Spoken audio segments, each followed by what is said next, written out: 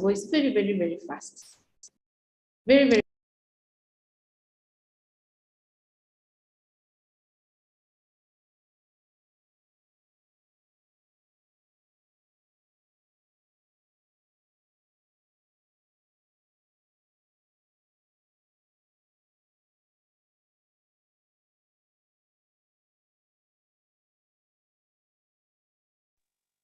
I lost you. Can't talk. I can't hear. What No, happened? it is all right, Alice. Mayaka. Oh, I thought I got disconnected. No, you're online. Okay. The trainer got disconnected.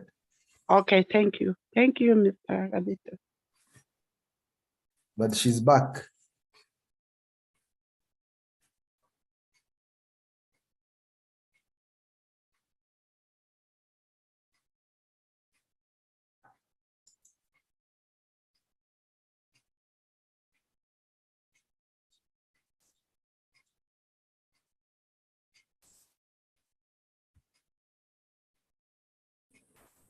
Good, sorry. I think you lost me a bit, but I'm back.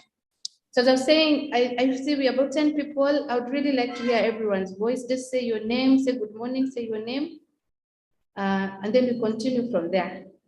Just simple introduction. Just give us your name and say good morning to us. Anyone can start. Good morning. Good morning, Jen. My name is Jane Nikwa, and I'm happy to go through this training. Thank you. Welcome, Jen. Thank you. Good morning. My name is morning. Alice Mayaka. Sorry. Good morning. My name is Good Alice morning. Mayaka. Mayaka, and happy to join you. Thank you. Welcome, Alice. Good morning. My name is Jane Wanjohi, and it's a good morning, cold morning. I'm happy to be here. Welcome, Jane.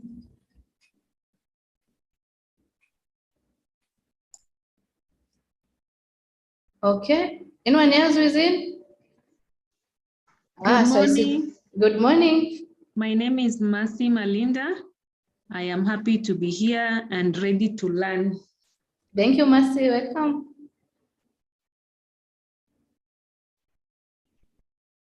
Any other participant?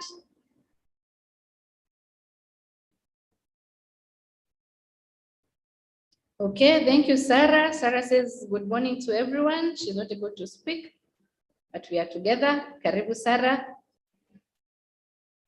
Anyone else on the chat to say good morning to us?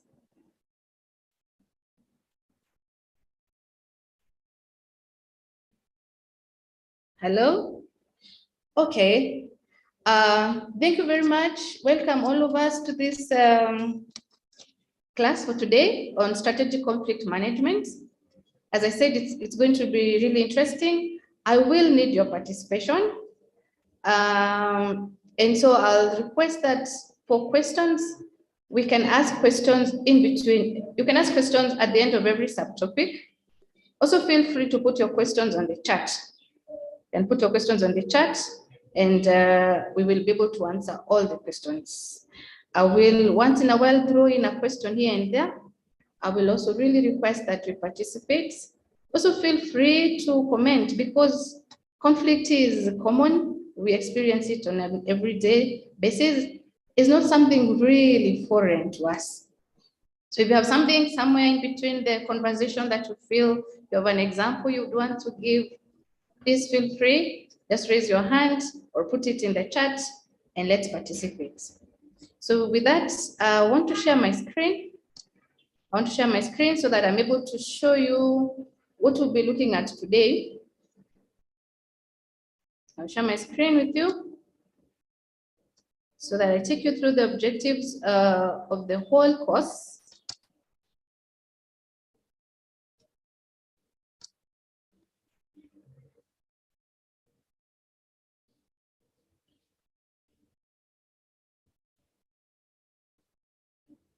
It's coming.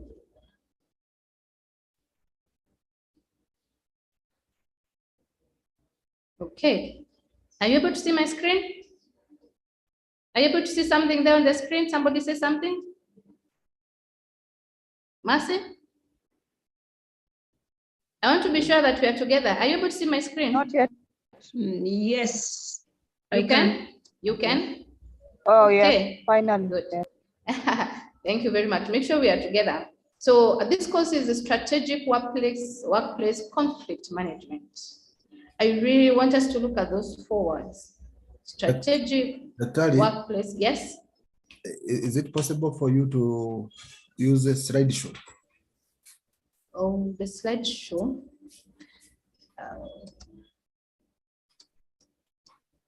Let me No, Okay, fine.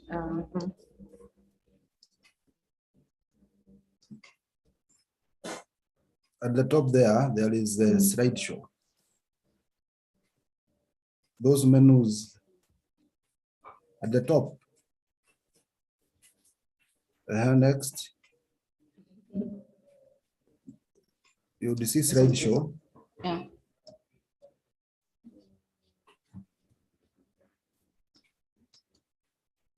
Where your cursor is, move towards the right. Yeah. That's not this is slide. Slideshow.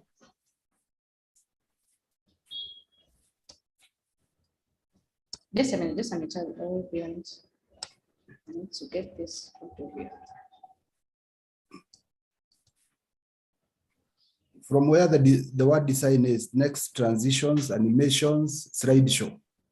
Yes, I'm seeing it. Is this something on my screen that I'm trying to get out of the screen so that I'm able to get that icon?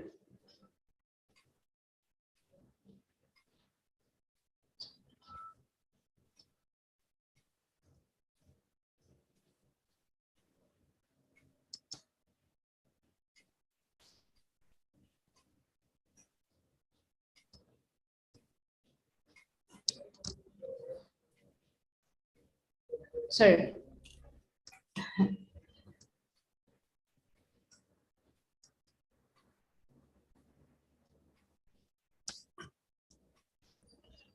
There's something on my screen that is making it hard for me to.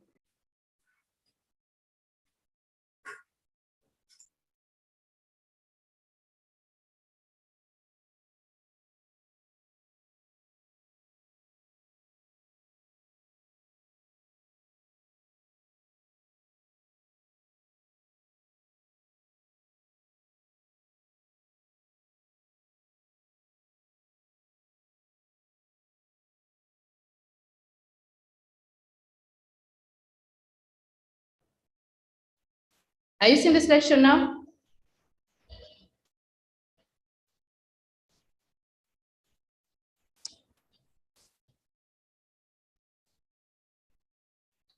Are you able to see my screen? Hello? yes, Can you see it now? Yes, Yes, Are we you can. seeing the slides now? Yes. Okay. Okay. Sorry for that. I was having a bit of a problem with my screen. It's okay now. Okay, so we can continue. So I was talking about these 4 words on the screen, strategic workplace conflict management. And I said, I want us to look at them and pay attention to them, because as we continue, each one of these terms will be very important in understanding this course to the very end. We will keep discussing them. We will define each one of them as we continue. But I really want us to put them in the back of our mind: strategic workplace conflict management, and especially even the aspect of strategic in terms of conflict management. So I'll keep coming back to those terms, even as I continue defining them, and as we continue seeing exactly what strategic workplace conflict management is. So this is the course objective. And this exactly shows us the content of this whole course. We will begin by understanding what conflict is. It will be very important for us to really get the term conflict and understand it in relation to our daily activities at the workplace. Then after that, we'll look at conflict management. and you'll be able to understand what conflict management is. So we'll move from just understanding what is conflict to see then how do we exactly, as managers, how do we manage this particular conflict? Then we look at the functional and dysfunctional conflict in terms of good and bad conflicts within the organization. And within that, we'll be able to look at how do we really tell what is functional and what is dysfunctional in terms of, even in terms of how we manage conflicts. How do we manage conflicts in relation to whether it is functional or dysfunctional? After that, we will look at the levels and the various types of conflict, the categories of conflict within the organization. This is very important because if you don't know the different types of conflict and how they manifest within different levels, it becomes very hard to manage conflict. So it's important to understand the various levels, at what level this conflict exists and how it manifests in those different levels. Then we have a management model, a conflict management model. The conflict management model, we are going to see how it can help us to be more efficient in conflict management. After that, we look at the different strategies, the ways, the channels through which we can manage conflict within the organization. We'll look at that. We'll also look at the conflict management styles and probably try to see how do we even fit in within these particular styles as managers, which styles do we relate to in terms of how, as individuals, we manage conflict, or how we want to manage conflicts. Then after that, we will be able to see how people deal with conflict, how different people at individual level, at group level, deal with conflict. Because of how we choose the kind of styles we choose to deal with conflict, it also determines how we deal with conflict. So we'll see that. After that, we look at the list. We'll be able to list the factors that affect conflict modes. Why is it important to look at these factors? Because once we know them, then we know how to deal with them. Once we know these factors that affect conflict modes, then we'll be able to deal with them, and this will improve our conflict management ability. Then we look at this conflict grid by Blake and Mouton. Very important leadership grid. We'll look at it and see. We're going to look at it here in relation to conflict management. Blake and Mouton's model is normally used in different contexts.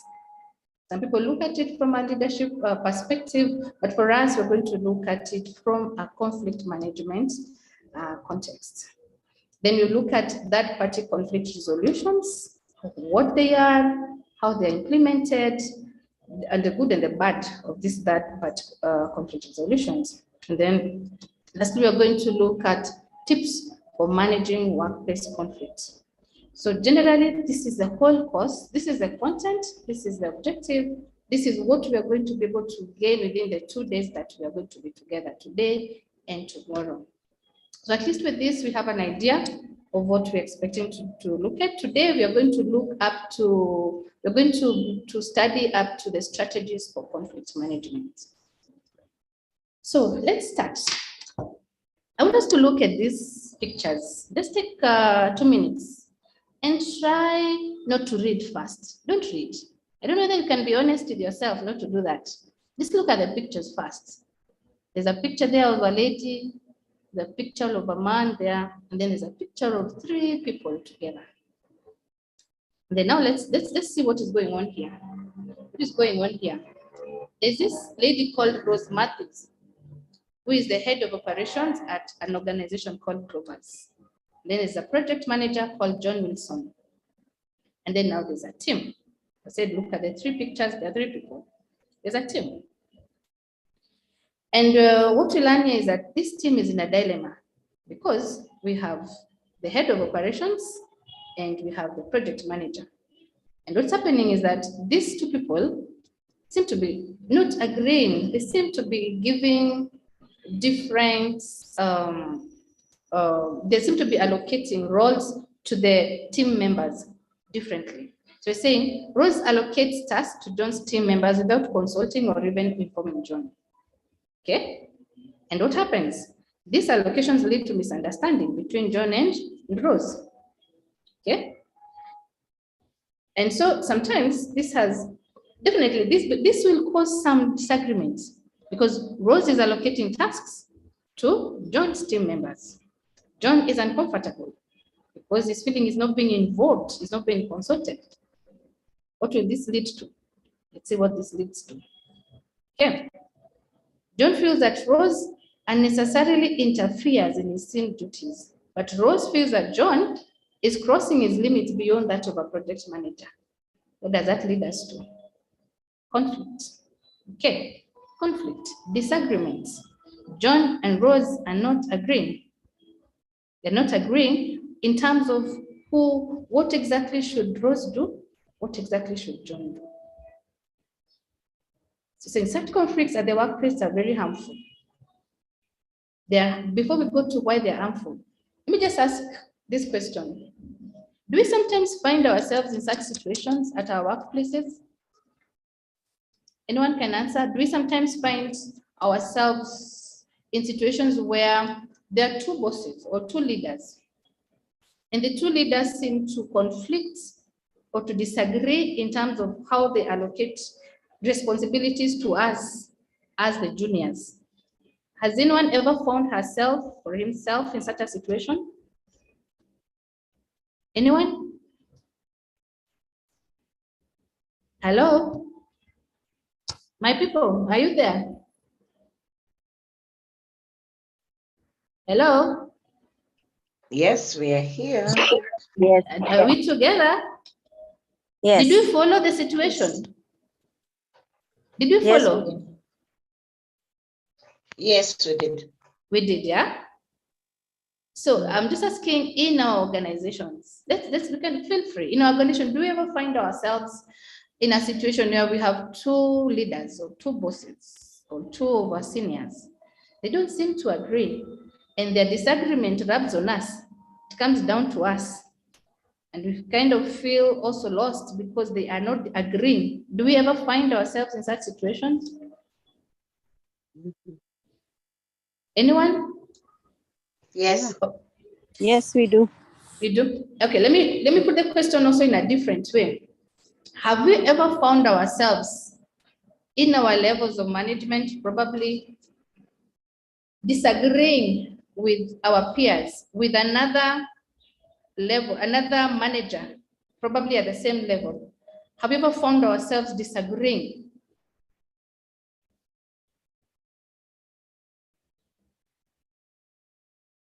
Hello? Yes, Yes, we sometimes. Yeah, I need you to participate so that I know you're still there. Yes. So these conflicts are normal. The disagreements happen, like you're saying, between John and Rose. Rose feels that it's okay for her to go to the team and give responsibilities to the team. But John feels that no, Rose is actually going beyond her authority. But Rose feels that John is the one who is going beyond his authority. And you find the disagreements. Now, in this case, even I may ask, we're saying such conflicts at the workplace are very harmful. Why? Why do you think such conflicts are harmful? Anyone, why do you think such conflicts, like the case we have here of John and Rosie, why do you think such conflicts are harmful? Can create a bad environment within the office. Bad environment, Anyone else? Why are such conflicts harmful? Yes? Put the employees in a dilemma. Yes, put the employees in a dilemma. Sometimes you don't know which of the two bosses to support. Let me hear someone else. Why are they harmful? It causes confusion and work may not be done because of the confusion. Yes, and work may not be done. Work may not be done because of that confusion. So it could actually end up affecting production, affecting services within the organization. What about to these two people who are conflicting? Would this kind of a conflict be harmful to the two people? We've talked about it creating a bad environment. You've seen it creates confusion, work may not be done, it confuses the employees. But what effect would this kind of a conflict have to these two people?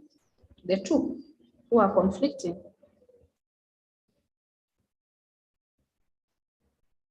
What do you think will happen to the two people if the conflict escalates?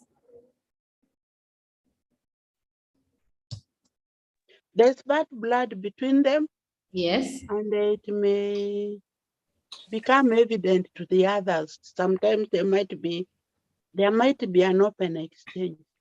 Yes. It may even cause them never to talk to each other. It can break communication, isn't it? Yes. And if And it it breaks might communication, yes, sorry. give rise to other conflicts as well within other team members. Yes. It brings conflict also to the other team members because sometimes they'll be forced to choose between the two leaders. Okay. Yeah. So we find that such conflict brings problems, harm to the individuals, those who are conflicting, to the group, to the employees who they are leading, and definitely to the organization in terms of productivity of the organization. That is why it is important to ask ourselves how we should deal with conflict. And it's because of such reasons as we are giving here that this course becomes very important, that we should be able to manage conflict so that it does not lead us to this, does not take us to the kind of harm that you're talking about. So they say it is harmful to the team, it is harmful to the organization, it is harmful also to the people themselves. So what is conflict? What is conflict? Don't look at what is written here. I want to hear from you in your own understanding. I want to hear from two people in their own understanding. What is conflict? Before you read what is on the screen, let me just remove it first. What is conflict? From what we have, from that introduction of John and Rosie, and the harmful, and this discussion about the harm that conflict can cause, what is conflict? Let me hear one or two people. What is conflict?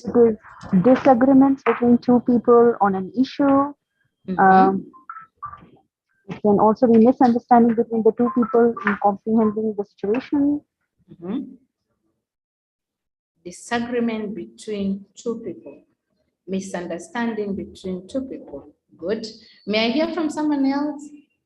What is conflict?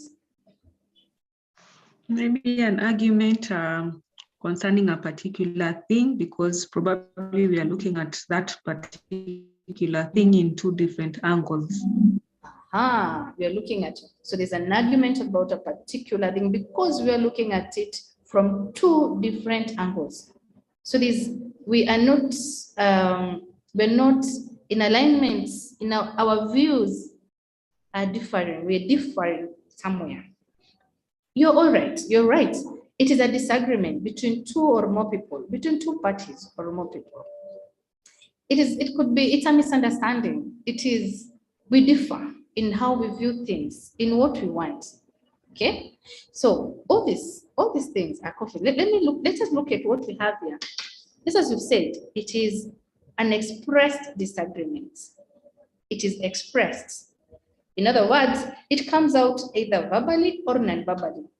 It could be seen non-verbally, that is from our behavior, from what we see, from our expressions. We're able to see this disagreement. The two people have told us it is a disagreement. It is an argument arising because these two or more parties differ in how they view something. It can occur only between people who depend on each other. What does that mean? For people to conflict, for people to disagree, there is something common about the two of them. You cannot conflict with a stranger. There must be something.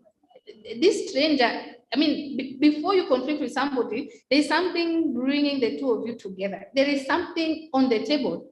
That's why somebody said we differ on our views. It could be the views, it could be the resources, it could be something normally that brings conflict. It doesn't happen in It's not just blank. There's always something that we both need, something that is both important to us, and that's why we conflict. Then it involves opposition and is more than just differences. Opposition, meaning we're saying it's more than just differences. There's something, if it's in terms of the ideas, the idea that this person A has is it is very different from what person B wants. The ideas are opposing, they're going in different direction. One is saying, let us have it this way. John is saying, don't give responsibilities to my team without consulting me. Rose is saying, no, I should be able to do that. I mean, I'm the operations manager. You're the one who is overstepping your limits. Opposing, okay, they have opposing ideas, they have opposing views. And you're saying conflict is a perception that our concerns are at odds with those of this perception. We must perceive it, we must feel it. But perception means we are feeling it. There is understanding that there is conflict between us. Okay? And then you're saying it exists when individuals who depend on each other, like Rose and John, they depend on each other because John, they both operating in the same organization within the same project. One is a project manager, the other one is operations manager. There's something of interest to the two of them. So you're saying the individuals depend on each other, express different views, interests, or goals, and perceive their views as incompatible or oppositional. Just giving back the example of Rosie and John. Yeah, the two of them depend on each other. You said they are in the same project. One is operations manager, and the other one is the project manager. But their view in terms of who should give responsibilities to the team are different. They're opposing. And that is where the conflict comes in. That's where the disagreement that you're talking about comes in. Okay, so when you're talking about conflict, these are features of conflict. This is actually what makes conflict. These are the different, you know, like if you're talking about a house you put together bricks, you put together cement, you put sand, so that you can be able to say, I have a house. So for you to be able to see there is conflict, for us to be able to see there is conflict and say this is conflict, we should be able to see all these features that I've explained here. Expressed disagreements, which is either verbal or non-verbal. In the case of John and Rosie, it was verbal. They actually spoke to each other and said, look, you are a step overstepping your mandate. These people, there is something about them. They are working on the same project and the same team. They have the same team of employees. Okay, and then they are opposed in there's an opposition in terms of their views. So that is conflict. Those are the features of conflict. So for us to be able to say there is conflict, and very important, I really want us to look at this part. Number 3, the third feature. Conflict can only occur between people who depend on each other. Very important, because conflict does not occur in a vacuum. There's always something. It's very important to note that because we will see it when we'll be looking at the causes of conflict. We'll see that there's always something. There's always something that brings out this disagreement, this expressed disagreement. So we're saying conflict, it's characterized by what? Just whatever we have said there now, this is exactly what we are seeing here again in a different way. There is opposition. We've said that. There is opposition in our views. There is opposition in our ideas. Okay, there is opposition. There is incompatible behavior. Incompatible in terms of what you want is not what I want. What you think is not what, I'm not thinking the same way you're thinking. I mean, John wants that to be consulted.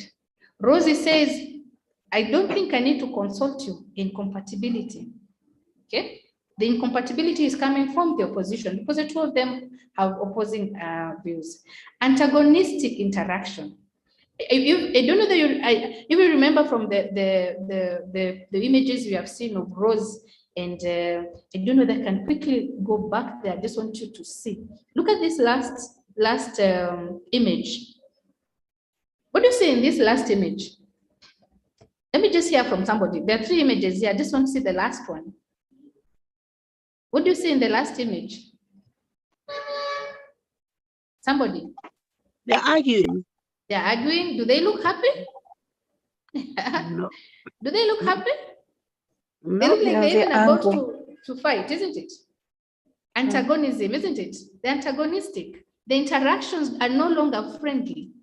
Yeah, when there is conflict, we get to that point where sometimes there is no communication. If the communication there is very poor, that's conflict. That's how conflict is manifested in our behaviors. Some people don't even want to go to meetings because there is conflict. They don't want to attend meetings. They don't want to go to the office. Others are in the office, but are not talking to each other. So we see conflict in that way. Then block another party from reaching her or his goals. Yes, sometimes it gets to that point where, because I don't agree with your view. If I'm in a position to be able to, if there's a way I can block you from achieving your goals, like in this case, if these two people don't agree, if Rosie and John does not agree, if they don't sit and agree and solve these conflicts, then honestly, none of them will really achieve their goals, because they are depending on the same team to have their goals achieved, and they need each other. But if they continue disagreeing on how to deal with on how to communicate to the employees, then it's going to be extremely hard for them to reach their goals. Okay, so conflict gets us there. It gets us to a point where sometimes neither of us will achieve our goals. Sometimes one will achieve the goals at the expense of the other. These are characteristics of conflicts. And these characteristics are the ones we're saying really make conflict harmful to the organization. Welcome to the people who are still coming in. Come in and let's continue together. Okay, so these are characteristics. So here we're saying what is conflicts, and we're saying that one, it is not always bad for an organization. It is not always bad for an organization. Very interesting. It is conflict. We've already looked at it and said it is harmful. And now here we're saying conflict is not always bad for an organization. We're still looking at the characteristics of conflicts. It is not necessary that an organization needs to reduce all conflicts. I just want us to think about the first bullet there. Conflict is not always bad for an organization. We'll look at this later in more detail, but I just want you to tell me, do you agree with this statement? Do you agree, yes or no? Do you agree with this statement? Yes. Somebody says I agree. Anybody who disagrees? Okay, nobody. Okay, conflict is not always bad for an organization. We will see that more in detail. Why? Yeah, in other words, you can say conflict is not necessarily bad. There's some good things that can come out of conflict. We will come back. We'll revisit that. It is not necessary that organization need to reduce all conflicts. There is conflict that needs to be resolved. There is conflict that is good. There's a certain level of conflict that is good for the organization. Again, we will still look more into that. Conflicts are inevitable. Believe me, for as long as two people exist together, working together, staying together, conflict will always be there. That's what we're saying here. It is inevitable.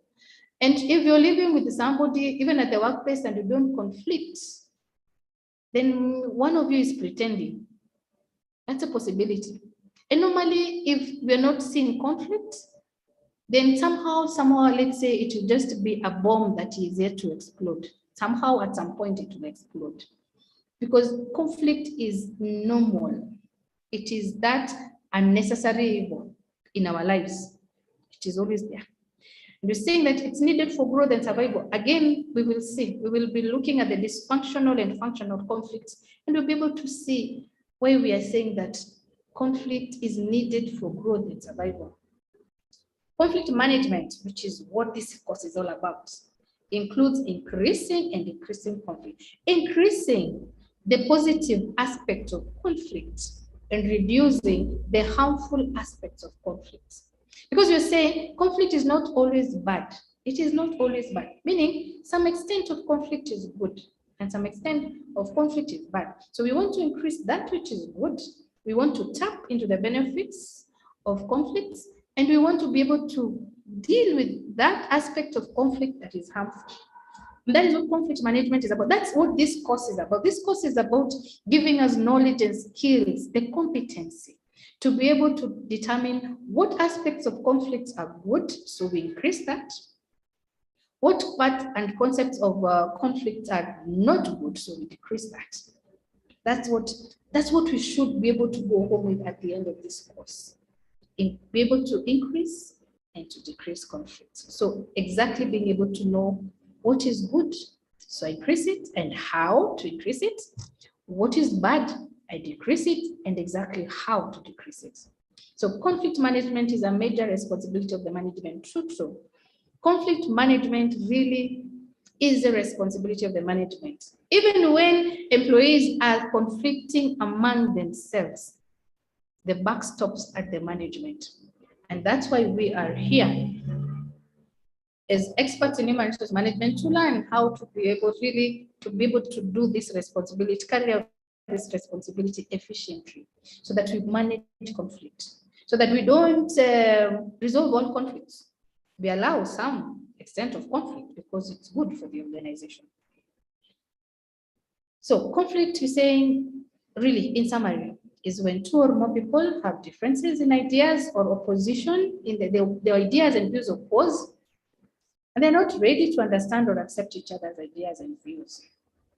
And so we come back into managing conflict to enable these people to be able to accept each other's ideas and views, or to be able to see in a similar way for the sake of the organization. Any question? Any question up to that point? Any comments? Any question? Any comments? I want to hear people talk. We have new participants in. Karibu sana. Any comments? Any question? My people?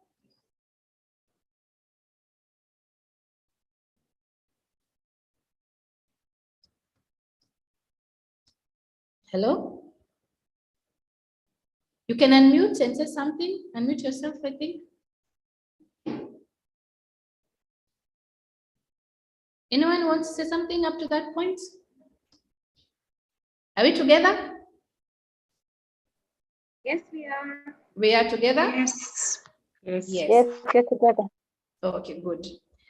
Feel free to ask questions so that we're on the same page and I don't leave anybody behind so far. So, somebody tell me, anyone, what is conflict? And not what is written here. Anyone, tell me. May I hear from anyone, what is conflict? What is conflict? It is Again, expressed. from basically what you've said. Yeah, sorry. It is expressed disagreement. Expressed disagreement. Good. And it is expressed how? How do we It can see be this verbal. expression? It can be verbal or non-verbal. It can be verbal. It can be non-verbal. Anything else we remember from that first session on conflicts? Anything else that we have highlighted somewhere? Anything that somebody remembers from what we've said so far? Can disagree on an idea or on something. We can disagree on ideas. We can disagree on views. Yes. Anyone else? Anything else? Anything else so far? I want to hear one more person. So far on what we've captured on conflicts.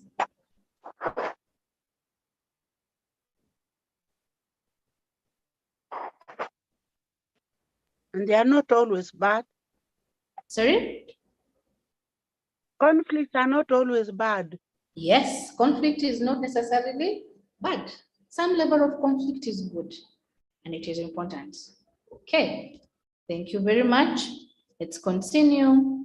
And I've already mentioned this, what conflict management is about. And I've said that and again, there is good conflict, there is bad conflicts. We need to be able to tap on the good conflicts. We need to be able to reduce the bad conflict. That is what conflict management is all about. It is the knowledge Again, and what I skills. can add. Yes, okay, Sorry? yeah. Yeah. What I can add is conflict will always be there because we are unique. Uh-huh. It will always be there, so we must know how to handle it and how to do it very well so that it can enhance productivity.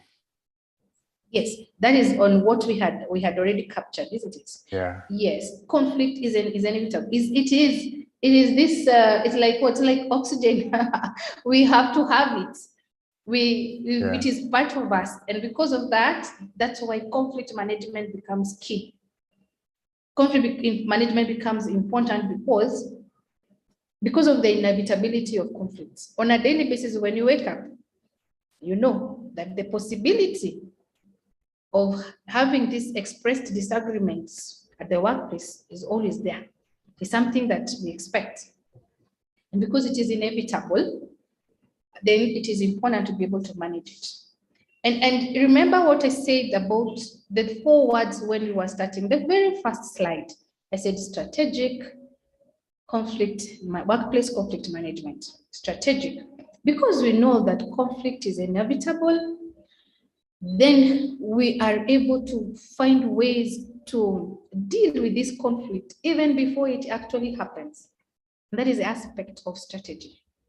To be able to really see, because it's inevitable and it's going to be there. And we're going to continue seeing in this course. We're going to see how we can even see the antecedents, understand the antecedents of conflict. So once we understand them, we can be able to begin managing conflicts, not as a reactive, not in a reactive mode, but in a proactive mode. So conflict management doesn't mean that we wait for the conflict to happen and then we firefight. And you're going to be seeing that in this course. And that's why we're talking about strategic conflict management at the workplace. Okay, so conflict management, we said, is that ability to be able to actually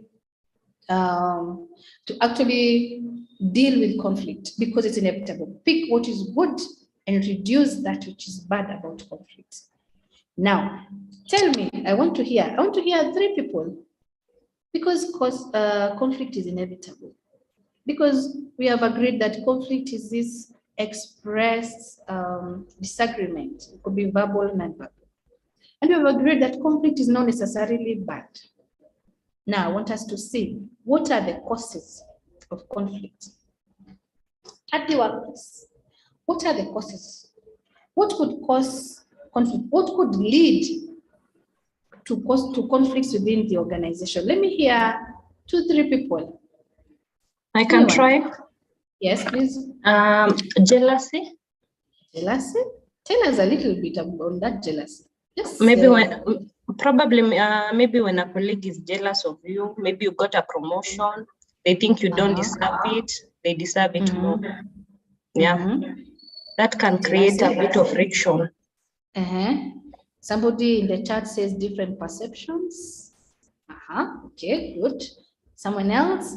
Sarah has told us, Sarah told us she's not able to talk, but she's very active on the chat. Okay, different perceptions, jealousy. Somebody, jealousy really has to do with personalities. People just feel they're not happy that you're doing well, probably better than them. Another cause of conflicts? Anyone else? Yes, I would say maybe the competition. Like competition in the workplace. Competition, just say something more. Just try and explain. Can I try? Like yes, maybe like for okay, let's hear the competition first and then we go to the other person. Yes, something on competition? Yeah, I'll say like for instance, maybe you're told to come up with some views or a project, and then maybe two different people, three people come up with their own views. And then now you have to like fight for your view or fight for your opinion to win or something like that. Yeah, so you have to do what you have to do. Interesting example, yes, and it can lead to conflict because everybody wants their view to be appreciated, to be recognized. Yeah. Okay, so I like that argument. Everybody wants their view to be appreciated, and so you're pushing it whichever way. And so in the process, you might actually step on other people's feet, isn't it? and the conflict will actually come up. There's somebody who wanted to try. Somebody said, I want to try. Sorry. Yes. Let me try this. Yes. What I've seen and experienced firsthand regarding, say, causes of conflicts. Yes. There are some, you would find there is a saying that why many employees exit workplaces, it's because of bad bosses. Now, there are bosses who would always create conflict, unnecessarily so.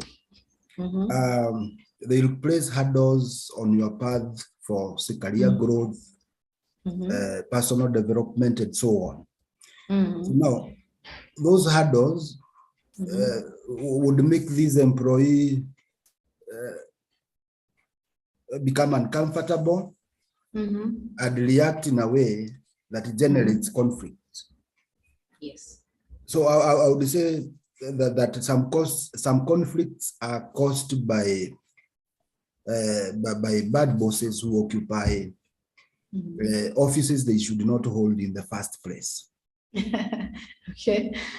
I think the first one, you're sorry, who confuse authority and you know, when some appointments are done, there are people who get positions.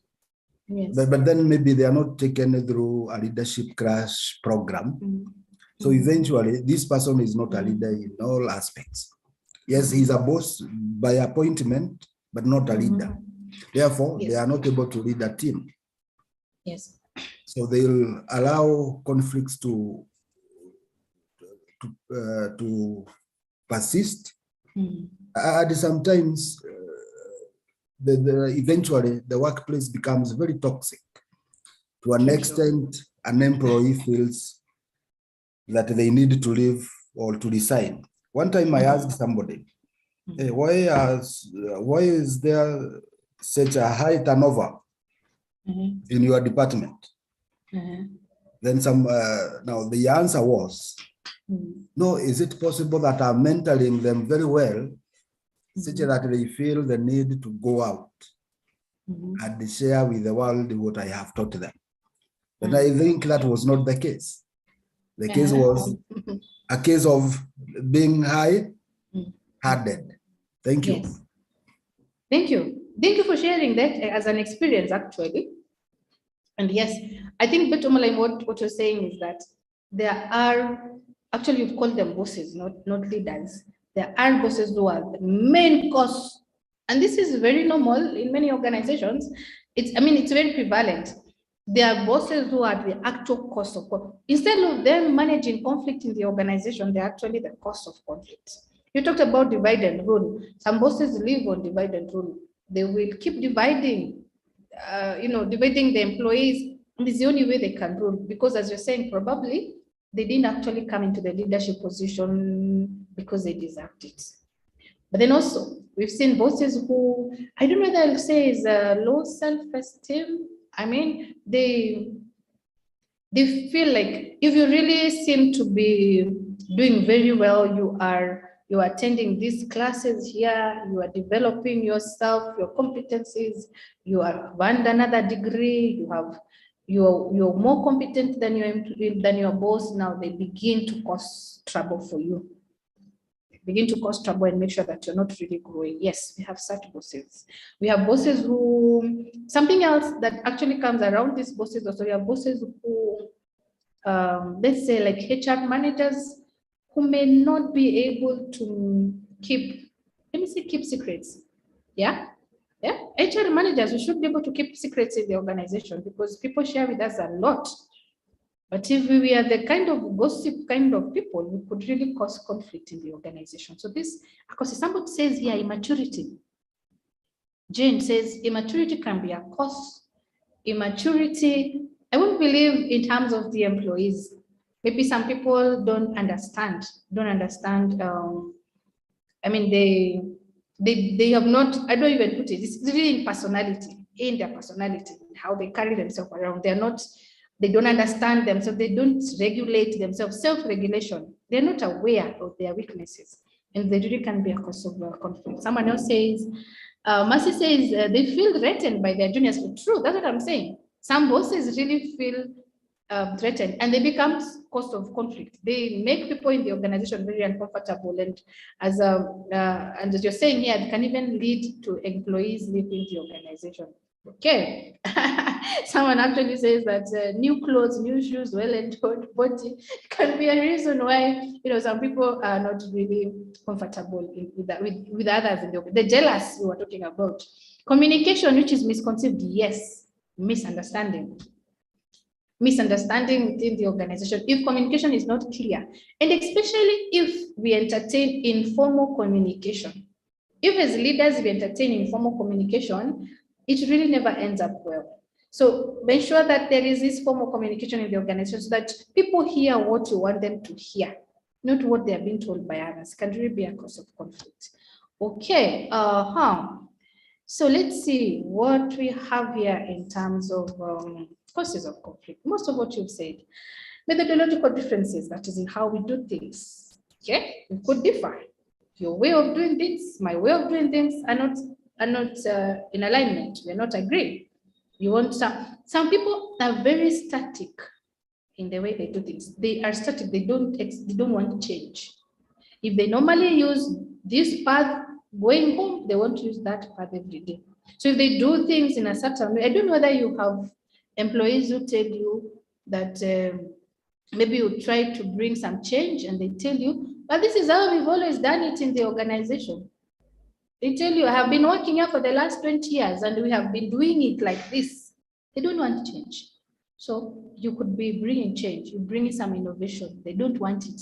So in terms of how you want to do things, the methodology of doing things, you disagree. Substandard performance. In group work, this could be even in our groups. There's some employees who don't want to really give the best in the organization, and can be actually a source of it could cause conflict between members of a group. It could also cause conflict between employees and their leaders, the bosses. Yeah, substandard performance, particularly if this substandard performance is really out of not really lack of competence, but let's say laziness, or somebody is just not diligent. There are those employees you train them. They came to the organization, you're sure you selected the right people, but once they're in the organization, they grow, they have some apathy. And so there's substandard performance. Lack of cooperation, yes, particularly in groups. In our teams within the organization, if you're not cooperating, it can be a cause of conflicts. Differences regarding authority, like what we saw in John and Rosie's case. Regarding responsibilities, role conflict is very common, particularly if our job descriptions are not clear. Okay, then there's always one person saying, but the other person was supposed to do this. And the other one says, no, it is not me, it is supposed to be the other person, because the roles are not clear. So regarding responsibility, who is responsible for what, who is accountable? That can be either. We have, I don't know whether some of you may have experienced this in their organizations.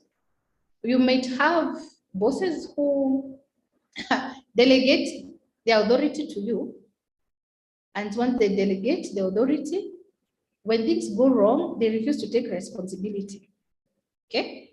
Yeah. At the end of the day, even when you delegate, the responsibility remains with you. You can delegate your authority, but the responsibility remains with you as a boss.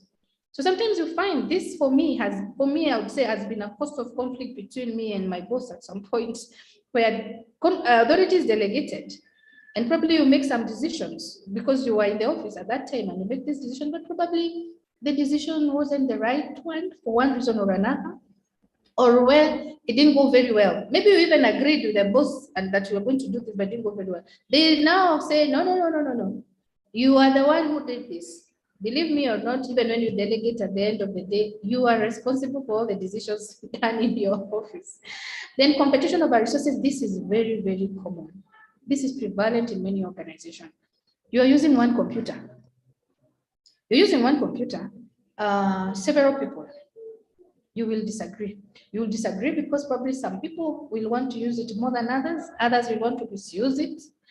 And there's always be, you're pulling Time management will be very hard if these resources are scarce. Sometimes the competition you were talking about, somebody talked about competition. We have competition in the organization because we have fewer resources. So we compete over those few resources that we have within the organization. Then non-compliance with rules. Yes. Okay, rules within the organization. If we don't follow rules, trust me, there will always be this conflict, either with our bosses or sometimes with each other within a group. Yeah, if we set rules as a group and we say these are the rules you're going to follow in this particular group, if we don't follow those rules, there's going to be this disagreement you're talking about. Okay, there's so many other courses. I want to go from the bottom and say, need to be right. Somebody said this. Somebody said this, I think on the chat. Yeah, there's some people who, I mean, they just have, it has to be their way. It is my way or no way. Okay, yeah. If you're having group, you're working in a team, or even working even in your own department, we have to give way to other people's views. We have to compromise. We have to listen to what the other person is saying and really try to see the other people's, because we are not the same. Even the way we think, we don't think the same. We think differently. So allow for those differences in our discussions. Negligence. I'll put it under what you talked about, performance, substandard performance. Okay, somebody is working, but is not being really, they're not diligent in their work. Can be really, particularly if, in organizations, one person's output is another person's input. Okay, that's how we work. The organization is a system. Even in the HR department, one person's output is always another person's input. So if your output is not good, it is going to affect the other person's input. And the system will be affected. Okay, so that's what you're talking about. So you need to really look at how we do our work. The dishonesty, the fear, behavior differences, particularly because of our different upbringing. We behave differently. Okay, yeah, there are some people who say the way we even carry ourselves in the organization, the way we dress, the way our cultural tolerance. How well do we tolerate each other's culture is really based on how we've been brought up. So, because when you come to the organization, you also come with all this, we come fully with our culture and everything. And of course, opinion and ideological differences are really major causes. And particularly if you mix ideological differences, opinion differences with the need to be right, there's definitely going to be a conflict.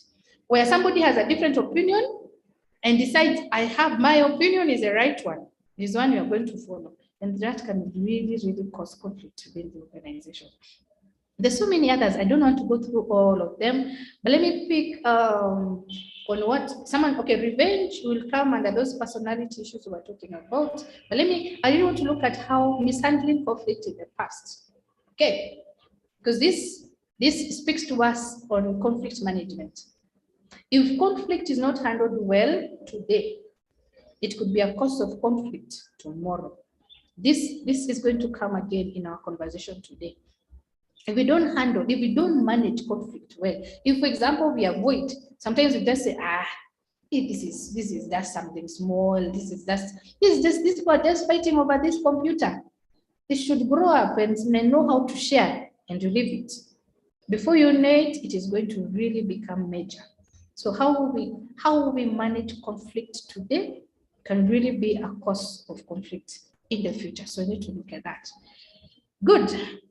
Now on the symptoms. Symptoms is how is conflict manifested? How do we tell that here there is conflict, here there is disagreement? The manifestation of conflict. It will, just like the many causes we'll see. Believe me, we've not even exhausted the causes. There's so many. Remember the ones we said, some of them are not here. There are very many causes within the organization. We may not really explain all of them. But now let's look at the symptoms. How do you tell? Because it's very important. Remember what I said about strategic conflict management, being able to manage conflict proactively. So it is important as managers to be able to tell the symptoms, because then you can be able to deal with it before it actually manifests itself as conflict. So the symptoms, how you actually tell, wait, there's something going on here. tensions. Yeah, tension. Let me hear from somebody. What is tension? How can you tell there's tension here? What is tension? Let me just hear from one person. What is tension? Can somebody try to define tension? Somebody, let me hear. We are now 20 participants. We are doing very well. Can somebody, anyone, just try to explain in whichever way what is tension? We're saying it is one of the symptoms. It's one of the ways you can tell there's conflict. Anyone? Tensions is when two people are not talking politely, or they are not able to communicate. There's resistance to every conversation, or so that's what tension is all about. Yeah, tension. People are not talking to each other, or if they're talking, they're not talking very well to each other. Okay, let me hear someone else. What is tension? What is tension? You can feel that there is a bad tension when you see bad mood. Bad mood. Bad environment where there's some act that is being experienced. Yeah, that's you can say that is a tension. Yes. I know why we are finding it difficult to define tension is because it's not tangible. It is more of a climate. Yeah. You know, it is more of a climate in a room. So it's normally really hard to explain it, but you can see it, you can feel you can it. see it. Yeah. When there's tension, you actually can see tension. I don't know those who are there in the beginning. If you remember the image of John and Rosie, the third image that I was saying, look at these two. How are they behaving? You could see that there's actually tension. Those people are about to hold each other and fight. Okay, so tension is maybe hard to really define, but it's something that you feel. Okay, like somebody has said, when there are two people and they want to fight, I mean, they are not even talking to each other, just looking at each other, throwing bad eyes to each other. And you are in that environment. You feel it. It's in the climate. It's a really cold climate. Okay. Then you can also tell that there is conflict when there's no desire to communicate. Yeah. Okay. This is really common. It is, I think, one of the main symptoms of conflict. You go to a meeting. Okay, you're there, you're the HR manager, you've called your people for a meeting, and you're talking, and people are just looking at you. And you know they know what you're saying. You know they have answers to what you're asking. They just look at you. Okay? Yeah, that would tell you there is something. Okay? You go to an office, maybe if you're working in this open, you know, the open space, yeah? The open arrangement in the organization. Then people are not talking. They're not talking even formally. Okay? That could be a sign that there's something here. Work not done properly. Clients are complaining, customers are complaining. Okay? Everyone is complaining that work coming from this department is poorly done. The work coming from this person, the work is substandard over and over. And sometimes work not done properly all of a sudden. Okay, like these people could actually have been doing very well. Then all of a sudden we start seeing differences in how they are performing. That could tell us there could be something. Oh, disastrous meetings. Can anyone just quickly tell us something about these disastrous meetings? Anyone? Anyone with an experience? Yeah, someone says there is some sort of mistrust. Okay. Okay. Yeah, somebody, anyone who can, I want to hear very quick and brief experience around disastrous meetings. When the objectives is not achieved due to personal conflicts or conflicts due to work. Objectives of the meeting may not be achieved, yeah? Sorry? Yeah. So objectives of the meetings have not been achieved because of personal conflicts or conflicts in the workplace. Yeah. I don't know whether in your I'll pick on this objective. In your organizations, I don't know whether you've ever experienced this. You go for a meeting and people disagree. People disagree completely. until the meeting ends. It ends, as she's saying, without really achieving the objective of it. And people leave the tension you were talking about. People leave going all different ways and they don't want to talk to each other because of conflict. But this is really high level conflict. Okay. Then anger occurs quickly and easily. People are temperamental. You say something, and before you know it, someone is annoyed, people are walking out. That could tell you that there is conflict. It may not be verbally expressed, but this anger, because people are not speaking, you can see it, the non-verbal expression we're talking about. Failing productivity, I want to put together that with the coming together with the work not done, work not done properly. You know, the productivity, what we are getting. We are putting, people are in the organization for hours and hours. But when you look at the output, you wonder what they were doing in the organization. Because they are dealing with this conflict, they are dealing with whatever they are going through, the tensions we're talking about. So they're not really productive. Okay. Some other symptoms that we see in the organization would be in terms of the morale, the motivation to work. Bad tempers, I've talked about that. Okay. People get angry so fast and moody. Absenteeism, really, when you see your employees just missing to come to work, they give excuses, I am sick, or my child is sick, or there's always something apathy towards work. But when they come to work, they come late, okay? And then when they come late, they're really arrogant to your clients. Before you start firing these employees, you may want to check what could be the cause of this. This could be a symptom of conflict. The absenteeism may be because, like what we had in earlier on, that because maybe the boss is causing this conflict within the organization, people may be feeling, I really don't want to go to work. So that transition period before people actually leave the organization, you might find that they're actually missing to come to work. Accidents will happen. You're seeing accidents, you're wondering, yeah? And accidents can be very costly to the organization. So this accident could be because people are carrying a load, the conflict. So the accident is really a symptom that there's something more that is happening to this person. Okay. And then you're saying this disagreement become more pronounced. I said this, the high level, okay? The high level conflict. Shouting, slamming. There are people who don't know how to control their emotions. When they're angry. And so all of a sudden you ask somebody something and the disagreements begin and they're shouting, they're slamming, they're hitting on tables. They can't express themselves humbly, quietly, they want to shout. This could tell you as a manager, wait, there must be something here. This is a symptom of something. Okay, the symptom of conflict within the organization. Okay. Is there anyone who wants to add something there? Anybody who wants to add something? Anyone who wants to say something on symptoms? Something very important that we may have left out that would show that there could be conflict in the organization? I want to hear one or two. Symptoms that we may have left out. Let me see whether there's anything on the chat. Nothing.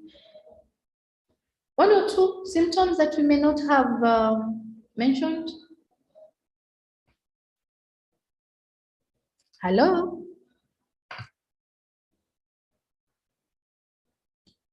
Are we still there?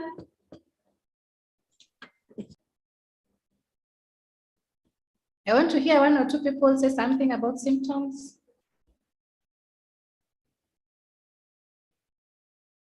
Okay, you can put on the chat if any of the symptoms, maybe you might remember as we go on. Conflict events. Conflict events, really, what are we talking about here? How does conflict begin manifesting itself? We've talked about the symptoms. See, in the symptoms, it's like we have not yet really accepted that there's conflict. It's just there. It may not even, it may be perceived, it might be in our mind, we might be feeling, we might be disagreeing, okay? Yeah, but we are not I mean, we have not yet accepted that there's actually, conflict. We're just seeing the symptoms. We're just seeing like the symptoms of, let me say, when you have malaria, you probably have shivers, you have a headache, you feel pain, joints are feeling pain, but you really don't know. You can say, I think I have malaria, but you've not tested, you're not very sure. So that's something about symptoms. Symptoms just are saying that this might be a sign of conflict. It may not really be conflict, but it's a sign that there could be conflict. Okay, so let's say the events that take place so that this conflict actually becomes manifested. So it is no longer just within the symptoms, but we're actually able to say there is conflict, and this conflict needs to be managed. The same one, we begin with disagreements. Okay, begin with disagreements.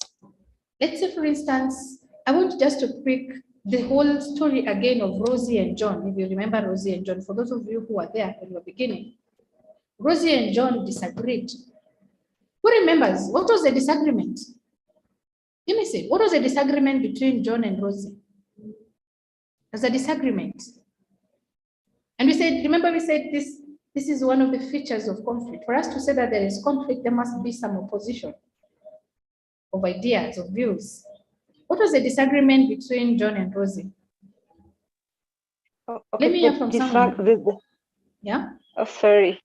The disagreement came about because Rosie was giving some tasks to John's team without John's knowledge. Rosie was giving tasks to John's team without consulting John.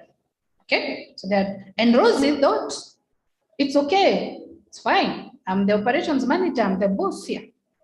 But John was feeling, no, as much as you're the operations manager, this is my team. You must consult me. So there was a disagreement.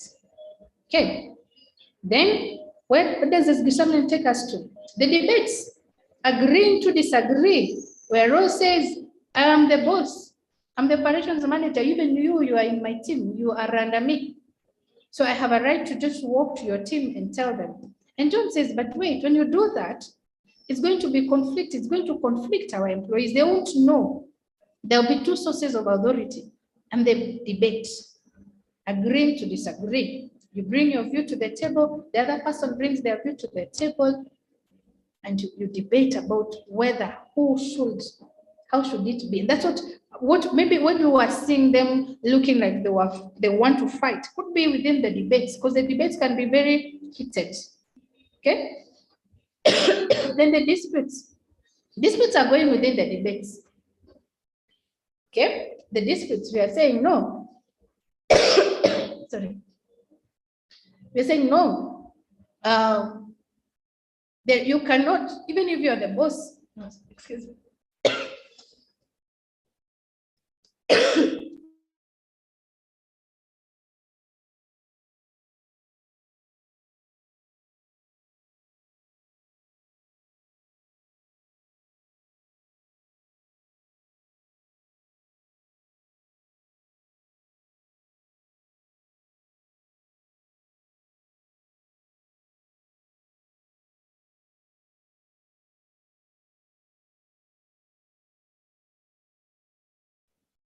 Sorry about that. The weather where I am is a bit cold. Sorry about that. So we're saying disputes. So the debates are not necessarily in agreement. The debates could be in disagreement. We are continuing that. We are continuing. Rose and John are still saying, Rose is saying, no, as a boss, I have a right to, sorry, I have to admit some people here. Okay. I have a right to give responsibilities to these people. I'm the final boss. And John says, no, you're going to cause conflict. You're going to cause, misunderstanding in this team. So the debate can actually cause dispute. Now, if these disputes are not handled well, if these debates and disputes don't get to a point of agreement, if Rose and John don't agree on, okay, although I'm the operations manager and you're the project manager, what do? We are managing the same team. What is the way forward? If they don't agree on the way forward, then that's when we get what you're seeing here. Okay, in where people, the goals of either both these people are disagreeing or each one of them, they don't get to their goals. You prevent them from reaching their goals. Okay, we prevent them from getting to their goals. Why? Because as we said, conflict can be very harmful. If Rose continues giving responsibilities to John's team without consulting John, John might get to a place where he feels, am I really needed? He might withdraw. The conflict might escalate that they deal with conflict on an everyday basis. Okay, so at the end of the day, none of them is going to achieve there. And that's why when we are here, the debates and the disputes, at this level of number 2 and 3, we must be able to manage conflicts. So that, as we said, we pick what is good from the conflict and leave out what is not good. We resolve what is not good so that we don't get to a point where we don't achieve our goals. Okay. So these are different patterns of conflict. Conflict passes through these stages. In relation to the 1, 2, 3, and 4 that we've looked at, these are the 3 stages. We will explain them here. In the early stage, you're saying the foundation for destructive conflict is established by communication that fails to confirm individuals. Cross-complaining, the debates I was talking about, the disputes. Okay, yeah, there's a disagreement. We debate about it. There are disputes. I continue to disagree. If at this particular point, we don't come towards an agreement, if we don't try to see this in a way that benefits all of us, this is where the unproductive conflict begins. We start seeing the tension you were talking about. Yeah, people start slamming doors and shouting. Okay, yeah. So in the early stage, you see what we're talking about, the debates. Yeah, the debates and the disputes. The early stages, that's where we are in conflict. Yeah, John and Rose are debating. No, who should give responsibility? Who should allocate responsibilities to the team? It is me because of this and that. And the other one says, no, it is me because of this and that. And the dispute continues, disagreement continues. If it continues and it is just going, the opposition is increasing, and these people are not agreeing in anything, then that's what we talk about the unproductive conflict patterns. The conflict is going towards the negative instead of coming towards the positive. It's not bringing understanding. In the middle stage, once a negative climate has been set, it is talked by other and constructive communication. Almost everything is rolled into the argument. Okay, the debate and the dispute. We are still not trying to agree. John and Rosie, each one of them stands and says, they start even telling each other, you know, I can fire you. Yeah, Rosie is telling John, you're my junior, I can fire you. And John starts saying personal things. Sometimes we get into conflict in this debate and disputes. If we are not careful, we become very personal. So we start saying personal things to each other, which now makes it very hard to agree. Yeah. So people, the communication is not respectful. As you're saying, there's frequent interaction that disrupt the flow. Nobody, this one is talking, the other one is talking, and nobody is giving the other person as, that space. No one is listening to the other one. Everybody is just talking. We can't agree. Conflict cannot be resolved in that way. It continues to become unproductive. In the later stages, solutions become the focus. Yeah. Each person's proposals are met with counter proposals. Okay. Excessive metacommunication may occur. And productive conflict doesn't involve dual perspective, and it seals off awareness of common grounds. Look at that. You remember where we were going to stage 4, where we were saying in stage 4, what happens? We prevent each other from achieving our goals. That's unproductive. The conflict was not productive. It didn't bring understanding. It didn't make us better. It didn't make us, maybe the problem between Rose and John was that their roles were not very well defined. But because the conflict that they had was very unproductive, it never made them realize where the problem is so that they can solve it. But if during the disputes and the debates that they had, if they had agreed to sit down and solve this problem and say, can we focus on the solution? Instead of focusing on, they are my people, I am the boss, you're junior. Yeah, instead of focusing on such debates and arguments, can we debate on possible solutions? If we do, then this conflict becomes productive. It leads us to something better. It helps us to manage this team better. Okay? But if we continue in the negative communication, we're even insulting each other, nobody is listening to the other, we become personal in our conversation, the conflict becomes unproductive. And the result would be the harmful, remember the harmful consequences of conflict that we discussed. Okay. So what you're saying up to this point is that we have the power to prevent conflict from becoming unproductive. We've seen the symptoms of conflict. Once we understand these symptoms, how do we use that knowledge? It can help us to solve, even deal with conflict before they actually become real in the organization. Okay, we're talking about these 4 stages, these 4 events. Okay, so there's a disagreement. During the second and the third event of disputes and the disputes and the debate, here at that point between 2 and 3, we have the power to make our conflict either productive or unproductive. We have the power to do that. We have the power to say, wait, let's look at the solutions. Let's focus on the solutions so that we can deal with this conflict. And that's why I said again, that's why this course becomes important to us, so that we know how we can help our employees deal with their debates, the kind of debate and the kind of disputes they have when they're in a disagreement, so that the kind of conflict they have doesn't end up being an unproductive conflict. Is there any question up to this point? Any question?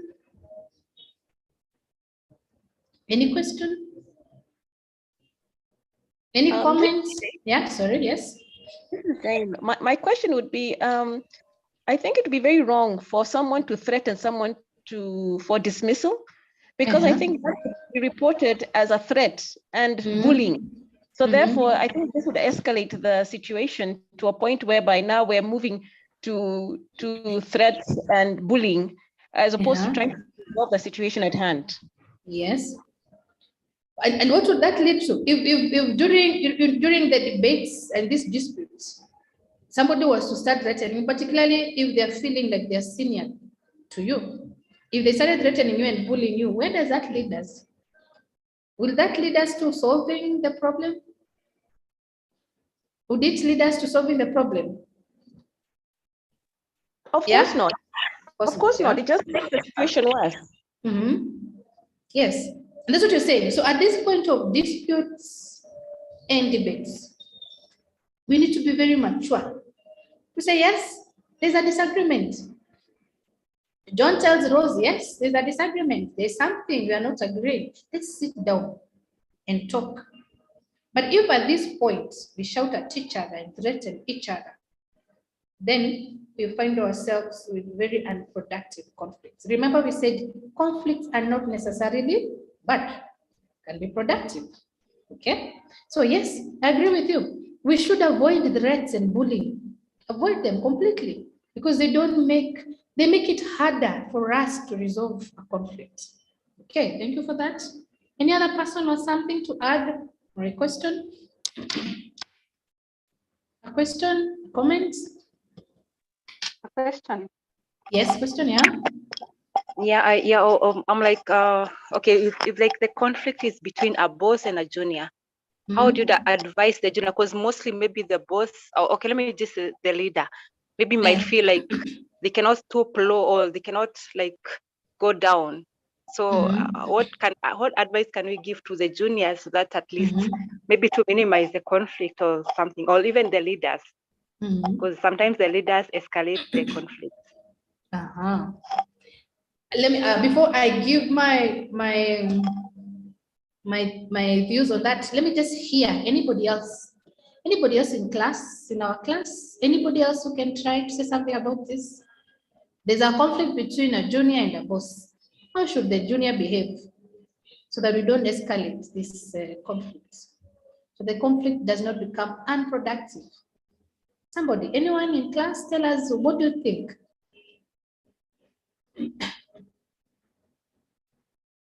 Anyone? Yeah, I think the junior should remain respectful in their communication, may have a different opinion, but remain respectful.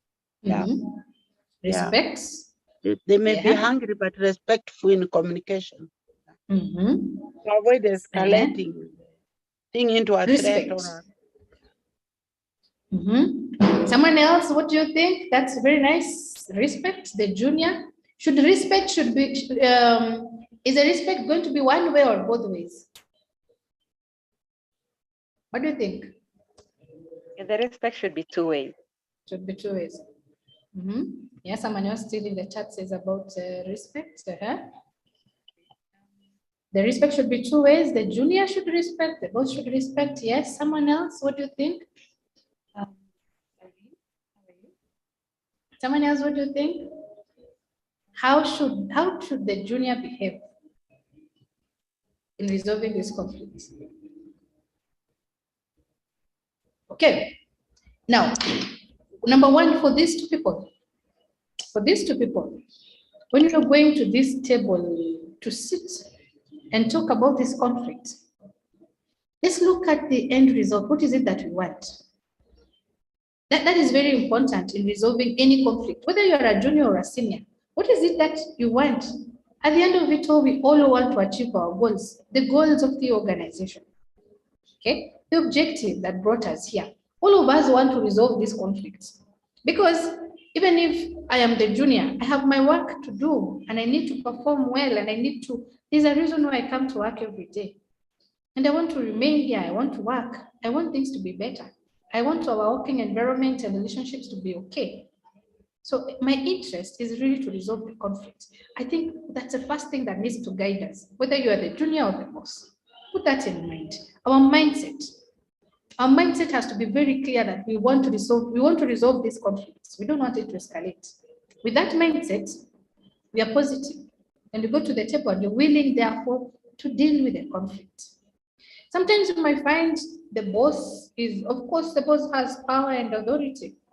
And some bosses, as we said earlier on, are not leaders. So they may want to really put their bossness, let me use that word, on you as a junior. That's why somebody was saying respect, but assertiveness is very good. As a junior, be assertive, state your case. So this is why I disagree with you. You're my boss, yes, but this is why I disagree with you. And this is how I think we can handle this. Okay, but let's go on. We will somewhere we will see how, in this, we're going to see how people deal with conflict.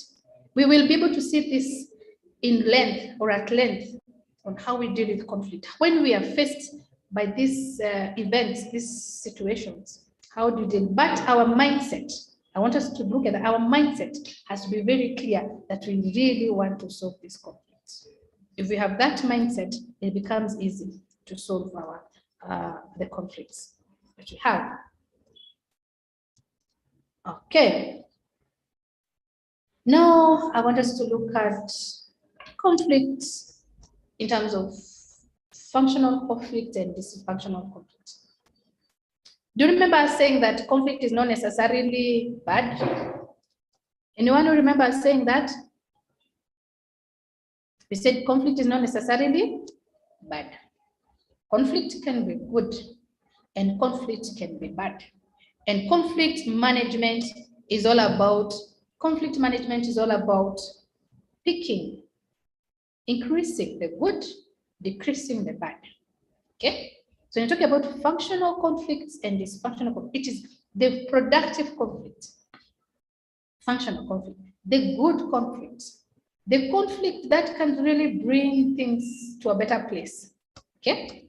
And then you have dysfunctional conflict, the conflict that can really destroy an organization. Okay. The disadvantages of this conflict, the conflict is really unproductive. It's functional and dysfunctional conflicts. With this understanding, can somebody tell me, give me cases, scenarios, a scenario where conflict is good? Let me hear from someone. A scenario where conflict is good.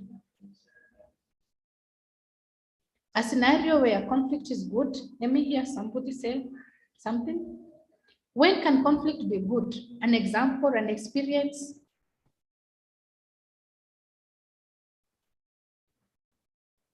Someone, anyone? On the chat?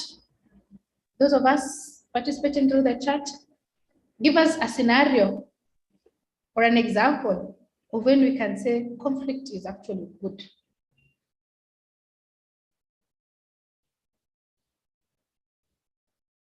Hello? Are we there? Maybe, can I try? Yes. Yeah, conflict could help clarify roles if maybe there was an issue of lack of clarity of responsibilities, maybe. Conflict can help clarify roles, yes. In that case, the conflict is positive, isn't it? Yeah. Two people disagree. In the case of Rose and John, there was role conflict there.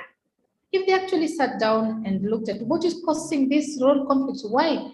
How are we finding ourselves doing the same thing? I mean, in terms of how we are allocating responsibilities, what is the problem? What could be the cause of this?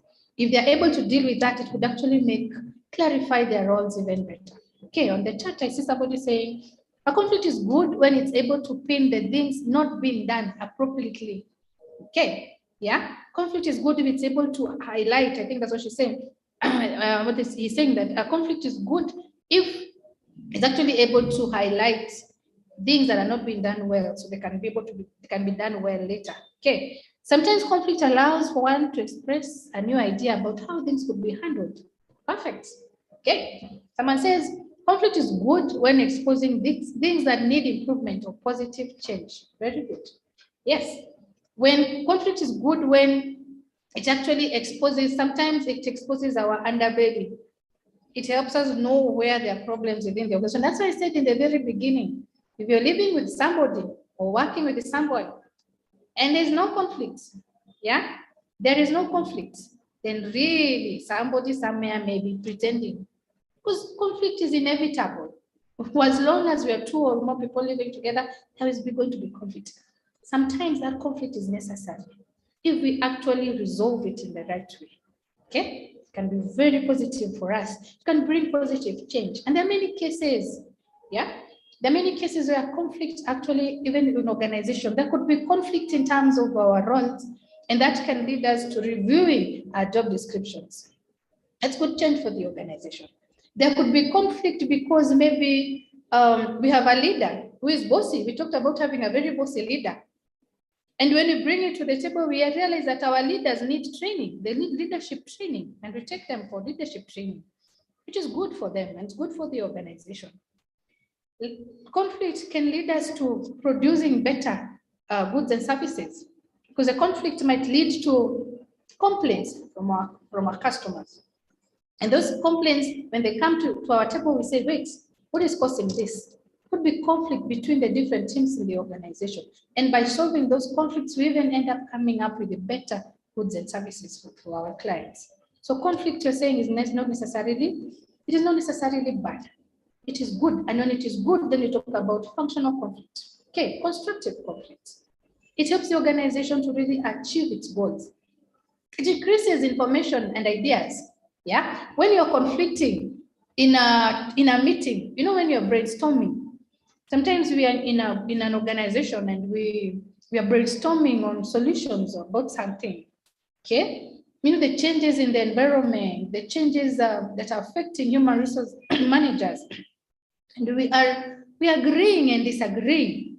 This conflict can be good because it makes us more innovative. If we all agreed, if we went to a meeting and all of us agreed, the boss comes and says, okay, now we are going to change this policy. We all say, okay, fine, let's change. No disagreement. And then he says, we are going to, from now onward, this is how this policy is going to be. Okay, no disagreement. It's okay, fine, good. We all agree. We may not become innovative. We are going to be mark timing in the same place. But when there are conflicts and there are disagreements, it makes people bring to the table their ideas, their different views, which is good. Okay, it unshackles different points of view. These 3 points go together. Increases information and ideas, innovative thinking, and unshackles different points of view. People with the disagreements, we are able to see how Mary thinks, how Jane is thinking, how Alice is thinking.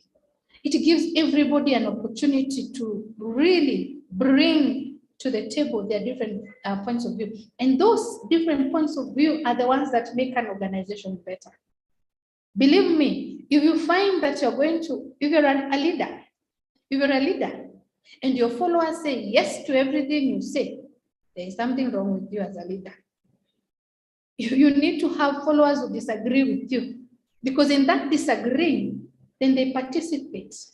They get involved in decision making. And in HR, we know there is nothing as good as having employee involvement in decision making. It's good. It makes them own the decisions.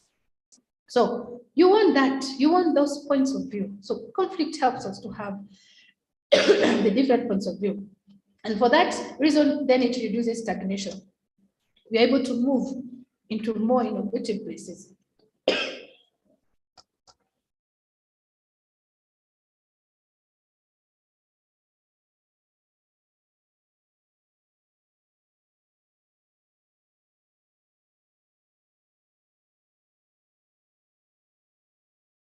Okay, sorry for that. And then now the dysfunctional.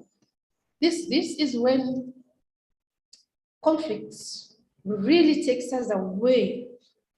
Remember when we were looking at the 4 steps, we said the dispute, the debates. And then the 4th stage, we are saying when we prevent each other from achieving our goals, when conflict gets there, it becomes dysfunctional. This is conflict that really blocks an organization or a group from reaching its goals, blocks the individuals from really achieving the objectives in the organization. This is not good. And that's why conflict management is key, so that we are able to determine when conflict is dysfunctional and therefore we reduce it. So dysfunctional conflict, we really look at it from 2 levels, high level and low level. High level dysfunctional conflict, this is conflict that is really manifested in the organization. You actually see it, you feel it, the tensions we were talking about, okay? People leaving the organization, the high turnover we're talking about, labor turnover in the organization. People disagreeing openly, people refusing to communicate, people refusing to share ideas in the organization. Very bad for the organization. And in this kind of conflict, you find that the organization, the management, will spend so much time. It will spend so much time in trying to deal with the conflict. A lot of resources would be used to deal with the conflict. That is what you call it, dysfunctional high conflict. Dysfunctional high. It is really, how do I say what? It is putting a brake into the organization's activities. It is real. You feel it in the organization. Okay? Employees are not talking to each other. There is negative competition. Bosses and their juniors are not communicating. There is a lot of informal communication. That's high level dysfunctional conflict. And then there's the low dysfunctional low conflict. This is where there is conflict, really, but it is not very well manifested. You remember the symptoms we're talking about? Absenteeism, so people give reasons for not coming to work, apathy, lack of morale. Also, it's just as bad as the high conflict, but this one, we don't really see it. It is there, but you can't really put a finger on it because people are not expressing themselves very well in terms of showing that there's a disagreement. So you'll just find some people When they go for a meeting, they just sit there, they listen, they say yes, they say then they walk out of the meeting. Then maybe they might talk among themselves out there, but you will never know what they're saying. Then if customers are complaining that the services are not good, but you're not seeing any, people could even be talking, yes, sometimes they're talking to each other, but they're not really talking in terms of how they should be talking at the workplace. So the difference in the dysfunctional high conflict and the dysfunctional low conflict is in terms of its manifestation. The high conflict, you feel it, you see it, you can tell there's conflict. The dysfunctional low conflict, let me say, it eats the organization slowly. It eats it very slowly. It is just there, walking around the organization, but not very well manifested. You have to be very good in this conflict management, as you're saying, to be able to determine that here there is conflict, but its manifestation is quite low within the organization. So this is what I've discussed. I will not look at that again. I'll go here. I just want to look at this. The symptoms of dysfunctional high conflict, you said information distortion, tension, antagonism, stress, sabotage of organization services. Symptoms. The high level conflict is quite manifested within the organization. Then the symptoms of the dysfunctional deny differences. Yeah, we're in disagreement, but somehow we are not agreeing that there are problems. We're just there. So John sees there's a problem. He's not comfortable that Rose is also allocating responsibilities to his team. But he doesn't really confront Rose. He probably just becomes apathetic in his work, maybe talks to the employees and tells them, you choose who you're going to listen to. Okay, so we're denying that there's a disagreement. But you see, there's a conflict. When John tells his employees, decide who you're going to listen to, what is he doing? Is that good for the organization? No, it's not. Okay. It prohibits the disagreement. It avoids interactions. Okay, that's what I was saying. Avoids interaction. This person just avoids. The conflict is there, but the person is avoiding it and avoiding sitting. Agreeing there's a disagreement, so let's solve it. Sometimes just walking away, which is wrong. It's wrong because we will not have solved the problem. We are not. With this kind of avoiding interactions, prohibiting disagreements, walking away from conflict episodes, denies us an opportunity to do what? It denies an opportunity to create a forum for us to debate on how we can actually solve the problem. And that's why it becomes dysfunctional, okay? Someone says that conflict can also be good for a good reason, like competition amongst employees. Yes, it can be when it is handled well. Okay, when it is handled well and not in a negative way. Good, okay. Let's just look at the different levels. I don't know that we have any question there on the functional and dysfunctional conflicts. Any question? Any question there? Okay, let's look at the levels and types of conflicts. And I really want us to understand why it's important for us to really understand these levels and the different types. As managers who are going to really be the ones responsible for conflict management, it's also really good to understand the different levels in which conflict occurs. So in terms of levels, we have organization, the whole organization, okay? And here we're saying it can occur within, okay, within the organization, within. Pick just any organization by itself. It could be occurring between the management and the subordinates. It could be occurring between different departments in the organization, but within the organization. The conflict is not with another organization, just within the organization. Okay. Again, within the same level, the organization can be between organizations. Okay. The organization could have conflicts with its suppliers. Could have conflicts. We could be disagree, maybe on timing, how they are supplying. our needs, how they're meeting our needs. Maybe they are not keeping time, they're not keeping to the agreement in terms of when they should deliver. Or they're not bringing the kind of products we want to the organization. They're substandard. Could disagree on such issues, could disagree on pricing between one organization and another. So the first level is organization and could be within the organization or between organizations. Then between and within groups, the second level, organization, then you move to groups. Between groups, within groups, this can be horizontal. A good example I'll give here is the HR department and the finance department. This department in organization really conflict. These are two teams, these are two groups. Yeah, two departments. Sometimes they're at the same level horizontally, and they can really disagree because most of the times in human resource management, what we call investment, so the people in finance, it is a cost.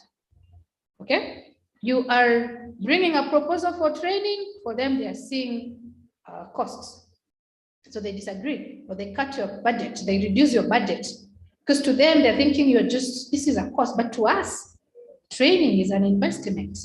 Training interviewers to be able to interview well is an investment. But someone in finance might think this is a cost to the organization. And that opposition in our views can be a cause of conflict between the two groups. Okay? It can be within a group. Just in the HR department as a group, we could really conflict. We can conflict on our ideas, on how we want to implement some things. We could conflict even on the HR policies that we have implemented. Okay, some people might feel that we need to have a clock-in system. And some people might feel, no, our employees are mature. Let's talk to them. Let's motivate them. Let's not, some people feel that the clock-in system is really, it's not really good for employees. That doesn't empower employees. Some people say, let's empower employees. So we could conflict just within this one department of human resources as a group. Okay, then the individual conflict by yourself, by myself, within and between. Within is when you have a conflict. It's very interesting, but we do conflict by ourselves, alone, in our thoughts. Yeah, sometimes I don't know whether you have heard people saying, I will call myself for a meeting. Have you heard people saying that? Yeah, I will call myself into a meeting. I want to go to a meeting by myself. Why? Because sometimes you have all these conflicting ideas and thoughts. You want to do this. Do I do this or not? Do I join this course or not? How do I deal with my boss? How do I face my boss and tell him that I don't like the way he's treating me? Do I tell my boss I'm unhappy? No. And how do I tell him? Conflicts within yourself. And also we conflict between myself and someone else, you and someone else, individuals. Very common, very common. It could be, as we say, role conflicts. It could be because of our personalities. It could be because of our backgrounds. It could be because of resources. It could be, someone said, jealousness. All these reasons can cause this conflict between ourselves. So those are the different levels. So when in all these levels, when it is within, then we say intra. Okay, intra-organizations, intra-organization within an organization, intra-groups. When it is within an organization and a group, then we say intergroup, between one group and another, between one individual and another, I say interpersonal. When it is interpersonal, it's between an individual and another. But when it is intra, then it is just you. This is what we're talking about here. Okay, when it is just you, intra is when you're conflicting with yourself, either by your own thoughts, your ideas. Okay, that's what we have discussed there, the intra and the inter between yourselves. Good. Now I want to look at this episode, we're calling conflict episodes, the flow of conflicts within the organization. We've seen the levels, okay? We've seen the symptoms. We've seen the different types that can occur between individuals, between ourselves, by myself. We've seen all that. Now we want to see, how does it move? Okay, this episode, how does it really move? We have the latent conflict, the perceived conflict, the felt conflict. I want us to look up to that point. I want us to look at those three, are they rectangles? These are rectangles, eh? these three rectangles: latent, perceived, felt. Latent is the antecedents of conflict, the causes of conflict. Okay, those things we were talking about earlier on, the resources, our personalities, the competition within the organization, it exists. How do I put it? I said conflict is inevitable. It's in the air, it's just there, in the air. It is like when you light, if gas is leaking in your house, what does it wait for? It just waits for you to come with a matchbox and it will explode. So conflict is normally just somehow hanging around because we are interacting every day. It's inevitable. So there are very many conflict occurs in its latent form. Okay, it occurs in its own latent form within the organization. This probably is just the causes, the antecedent. What is there before actually conflict becomes real? Okay, let's say, for example, like I said, an example of inadequate resources. When you have inadequate resources in the organization, believe me, it is a bomb that's about to explode. Okay, when we have inadequate, if we are struggling with few resources, because they create competition, they create this antagonism we were talking about. If you're sharing one computer, 4 or 3 people, even 2 people, are sharing one computer. I want to use it, he's using it. I don't like the way he's using it. So that in itself will be is a latent conflict in itself. Let's look at the story of Rose and John. What was latent in this story? What was latent in this story is that you can actually tell probably the roles are not very clear. John's roles and Rosie's roles may not be very clear. So it's just hanging there. Okay. It's just hanging there. And then you have perceived. Perceived, it's in our mind. It's in our mind, it's in our thoughts. I begin to feel. I not feel really. I begin to know, to assimilate, to acknowledge that there is conflict. John begins to feel, wait, why is it that Rosie is giving and allocating responsibilities to my employees? That's not her role. And Rosie starts to in her mind, she's thinking, but I'm the operations manager here and the boss. Why is John complaining? Why is he complaining when we start to understand in our minds? We start to actually assimilate that there is a disagreement. Okay, from our minds, then it goes to our feelings. Okay, we normally say our feelings are in the heart. I'm not very sure where they are, but we say they're in the heart. So we say our feelings are here, but we start to feel. We start to actually, in the feeling is when now we begin, you see, yeah, we feel, wait, I am unhappy. Okay, and I don't like, I have perceived, I have in my mind, I have acknowledged there is conflict. But now as actually it starts to get into how I am feeling, how I want to behave.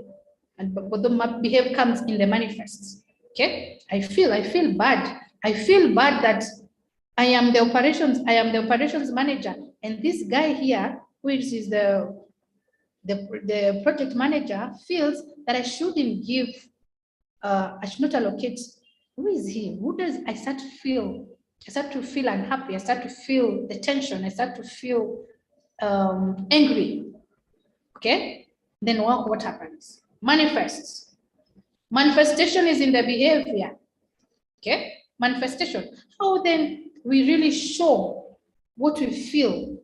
Rosie and John felt angry that each one of them was, according to their perceived conflict, each one of them is overstepping their limits. So how do they manifest it? You remember the image of the two of them looking like they want to fight?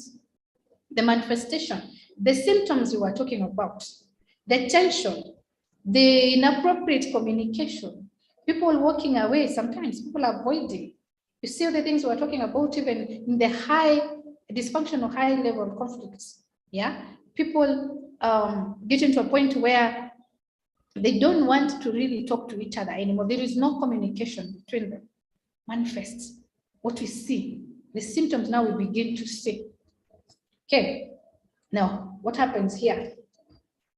After this, now in the manifestation, if this conflict is managed well, the conflict is reduced. If the conflict, this what we have as being manifested, is not well managed, the conflict escalates. So the conflict aftermath is what happens after that. If the conflict is managed well, we end up with the, we're talking about the positives of conflict. Change, innovation, better job descriptions, better relations between people. The conflict aftermath, the consequences of the conflict depends on how we manage the conflict. Okay? It depends on how we actually manage this conflict. But if conflict is not well managed, it may escalate. It could even lead to the downfall of an organization. Some organizations have fallen completely because the top management never agreed. Management and employees completely disagreed. The partners of the organization disagreed. The aftermath, it can be that fatal. It can lead to the death of an organization. It can lead to people leaving the organization. We have had that in one of our experiences today. It can lead to high labor turnover, employees leaving the organization. It can lead to losing our clients, okay, if we don't manage well. Okay, this is the flow. If I may go through it again, we will always start with, there are the causes. Remember the causes, we discussed them. We have causes of conflict. We perceive, okay, the arrows you see are going well. At the same time, we perceive and feel the conflict. Perception is in our minds. Feeling is really how we portray our perceptions. Yeah. If somebody is not happy with something, if somebody in their mind, like let me just give the example of Rose. Rose, in her understanding, she's the operations manager, so she has a right, to allocate responsibilities to anyone, and she does not understand why John should complain. Perception. And what is her feeling? She feels, no, you're not respecting me as a boss. Then the manifestation is what we actually see. The symptoms that we now see, how we actually see and can tell there is conflict here. The conflict aftermath is two ways. It depends on how we manage the conflict. If we manage it well, in what we see in the manifestation, if we manage it well, what are we saying? We can end up with conflict being positive for us, bringing better things. If we don't manage it well, then conflict can be fatal for an organization. That's other different episodes. But remember, I still want to take you back to what I said, strategic conflict management. When conflict is at the latent level, that latent conflict, if you have passed through this class, when conflict is at that latent conflict, where you know the causes of conflict, you can solve, you can begin reducing conflict at that level before it is manifested. And that is what we call strategic conflict management. Solving, dealing, managing conflict before it actually happens. Looking at the causes of conflict and dealing with them, not sitting and waiting until it's manifested. Okay? That is what we're talking about, strategic conflict management. Moving a step further, not just managing conflict, but managing it proactively. That's what this course is about. Okay. I've discussed all this. Any question? Any question on that? This is what we discussed. I want to go back here and just stay here. I want to stay here. I want any comments, any questions here, because this is very important in strategic conflict management. Any question? Any comments up to this point?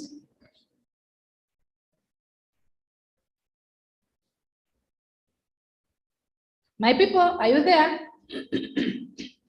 Are you there? Yes, yeah. I want to hear I have a question. Yes. You mentioned earlier that where there's a conflict between a line manager or a senior person and their direct report, it is important that the direct report, well, as much as to be respectful, but they need to be assertive. But there are situations where your assertiveness is construed to feel that you're being insubordinate or you're being aggressive. How do you manage and balance that? Good question. Taking us back to the question on how the junior and the boss should relate, and particularly the junior. I think that's what I'm getting the question. And that said, as a junior is going to be assertive. You know, being assertive is really stating what you're with, what is the problem, but in a very respectful way. It is the complete opposite of being aggressive. That's what I was saying. But you're saying now, what if your assertiveness is going to be construed to be insubordination? And that's the fear. And that will tell us if that environment, if that is the environment where even when you're, because you know, assertiveness is really being bold but respectful. You're bold but respectful. That's what assertiveness is about. If you're in an environment where you can't be bold and respectful to your employer, then something is wrong with the employer in the first place. Something is wrong with this leadership. And these are the leaders you are saying are not really leaders, they're actually bosses. Okay? They're not really leaders, they're bosses. And I think what I would say is this. As the junior, as the subordinate, as the follower of this person in the organization, you need to really, sometimes you need to read the mood. Read the mood of the situation. Okay? Yeah? Read the mood. Know when is the right time then to bring up your issue on the table. Okay? Read your boss. What is their style of management? If you understand their style of management, then you know how to approach them. But there's one thing I would say, regardless of the kind of a boss that you have, one advice I would never give a junior is to avoid conflict. Don't avoid it. Face it somehow, even if it means in bringing in a third party. Sometimes you could bring in a third party if you really feel that whatever I bring, no matter how I speak to my boss, he may not listen to me. But again, like I've said, in an environment where your leader can sit with you and have a conversation about a disagreement, then something is really wrong with the leader. We may, as an organization, want to deal with this leader because some of the leaders, what they need is this course to be in our class here and understand conflict management. Others just need that leadership management because the problem in this case doesn't feel to me as if it's a junior. The problem here feels to me that it's the boss, it's the kind of a leader that you have that you're dealing with. It can be unfortunate, but one thing, please, do not avoid. Do not cow. Because if you cow away, you're not helping yourself, you're not helping the organization. I don't know whether that makes it a bit easier to understand. Yeah, that is useful. Thank you. Thank you very much. Any other person who has something to say, a comment, anything on this episode? Yeah, this is Jane again. I just want to go back to that question my colleague asked. Yes. But you know, depending on the different kind of environments you work, if you work in a toxic environment, you have no opportunity to challenge. You will just be cowed because that's how the culture is. So that's my take. Over. Extreme. True. True, yeah. Extreme cases, isn't it? The really extreme cases where you find, but then what does that tell us about that organization? Really? What does that tell us about the organization? You talked about it could be the culture. You see, it means that in this organization, their employees it could be a very autocratic leadership. Very autocratic leadership, and it's really extreme. And it means at some point, trust me, if this organization really wants to achieve its goals, it will have to find a way. Unless all the leaders are like that. But if it's 1, 2 leaders, at some point, such organization, come to the realization that this is not working for us. Because we are human resource managers and we know how important human resources are in the organization. They are assets. It is not the leadership in the organization that holds ideas, it's the people. It is not the leadership that implements. They can make policies, but the implementation. But even the policies really come from everyday activities of the employees. So the employees are really important. The human resources in the organization are key. So we need to give them the space to breathe, the space to say, to disagree with us. Like I said, if you go to if you're a manager, if you're a leader in a group, and you call your group for a meeting, and then, okay, you tell them, going forward, this is how I want things to be done. And everyone says, okay, they leave. You have another meeting, you say, I want us to introduce this and these changes. And everybody says, okay, they go. There is no innovation. It is good when people disagree with you because you cannot be the sole source of information. Nobody is an expert in everything. You can't. Even if you're the CEO, you can't be the sole source of information. Employees hold all the information. Give them that platform to disagree with you, because in that disagreement, particularly in teams, that disagreement is what brings better ideas. Sometimes in the disagreement, even you as a boss, you realize, wait a minute, I didn't see it that way. This is a new way of seeing it, and it's a really good way of seeing it. So allow that. So as leaders, we should allow our employees to disagree with us, because as we said, conflict is not necessarily bad. So let's tap on those good aspects of conflict, and it's how we manage it. The conflict aftermath, as I was saying here, depends on how we actually manage the conflict that we have. Okay. We are almost coming to the end of today's class. This is all what I've said in that. This is what I was talking about, the latent conflict. Yeah, the latent conflict, the antecedents to the conflict episodes. You remember I talked about that, is that which lurks around in the background. It is just there. It is just waiting to be, just waiting for ignition, and it becomes manifested. That's the latent conflict. I talked about that. The sources of the latent conflict, the antecedents. We talked about this: scarce resources, differences, rules, procedures within the organizations. We already discussed that. So now let's look at conflict orientations, perspectives. Okay, the different perspectives of how our different views of conflict. Okay, our orientations are our views. And you're saying here, keep in mind that orientations can change during episodes.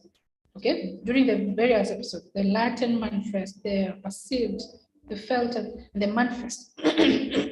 During all those episodes, how we view conflict can change, and that will really determine whether it goes beyond that, whether the episodes actually manifests, whether the conflict really manifests or not.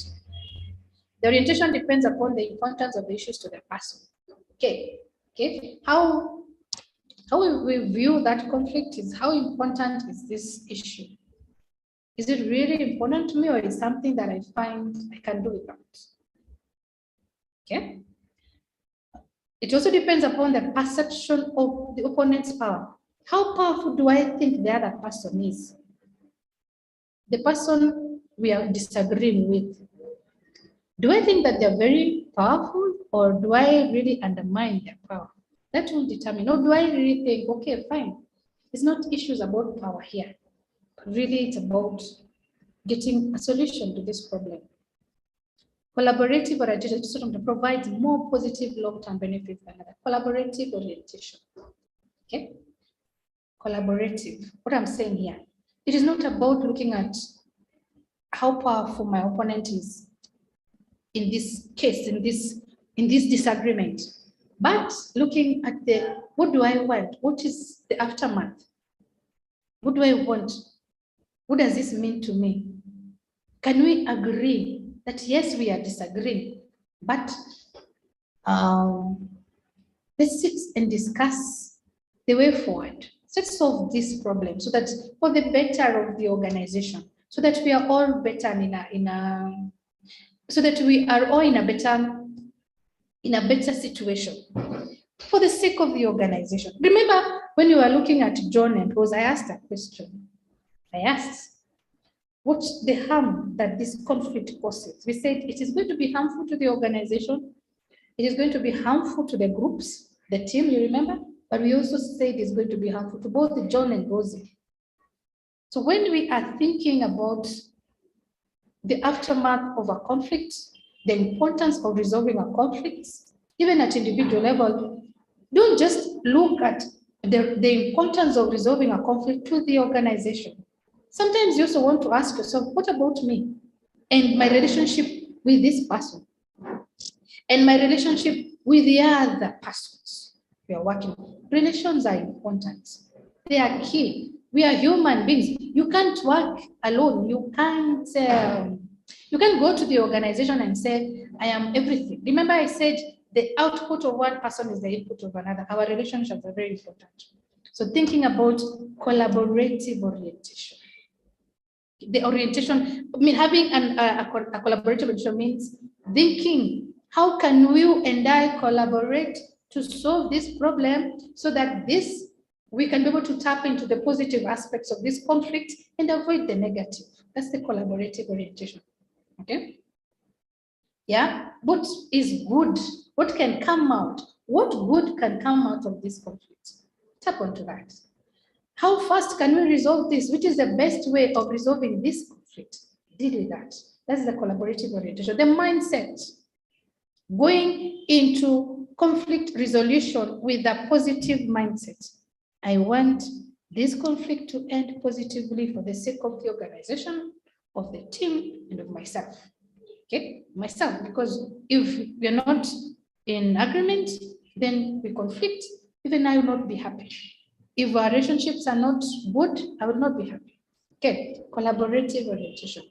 Going into conflict resolution, conflict management with a very positive mindset. That's the orientation you're talking about. So these are the different, there may be different combinations of conflict orientations, our mindsets, our perspectives of how we see this conflict.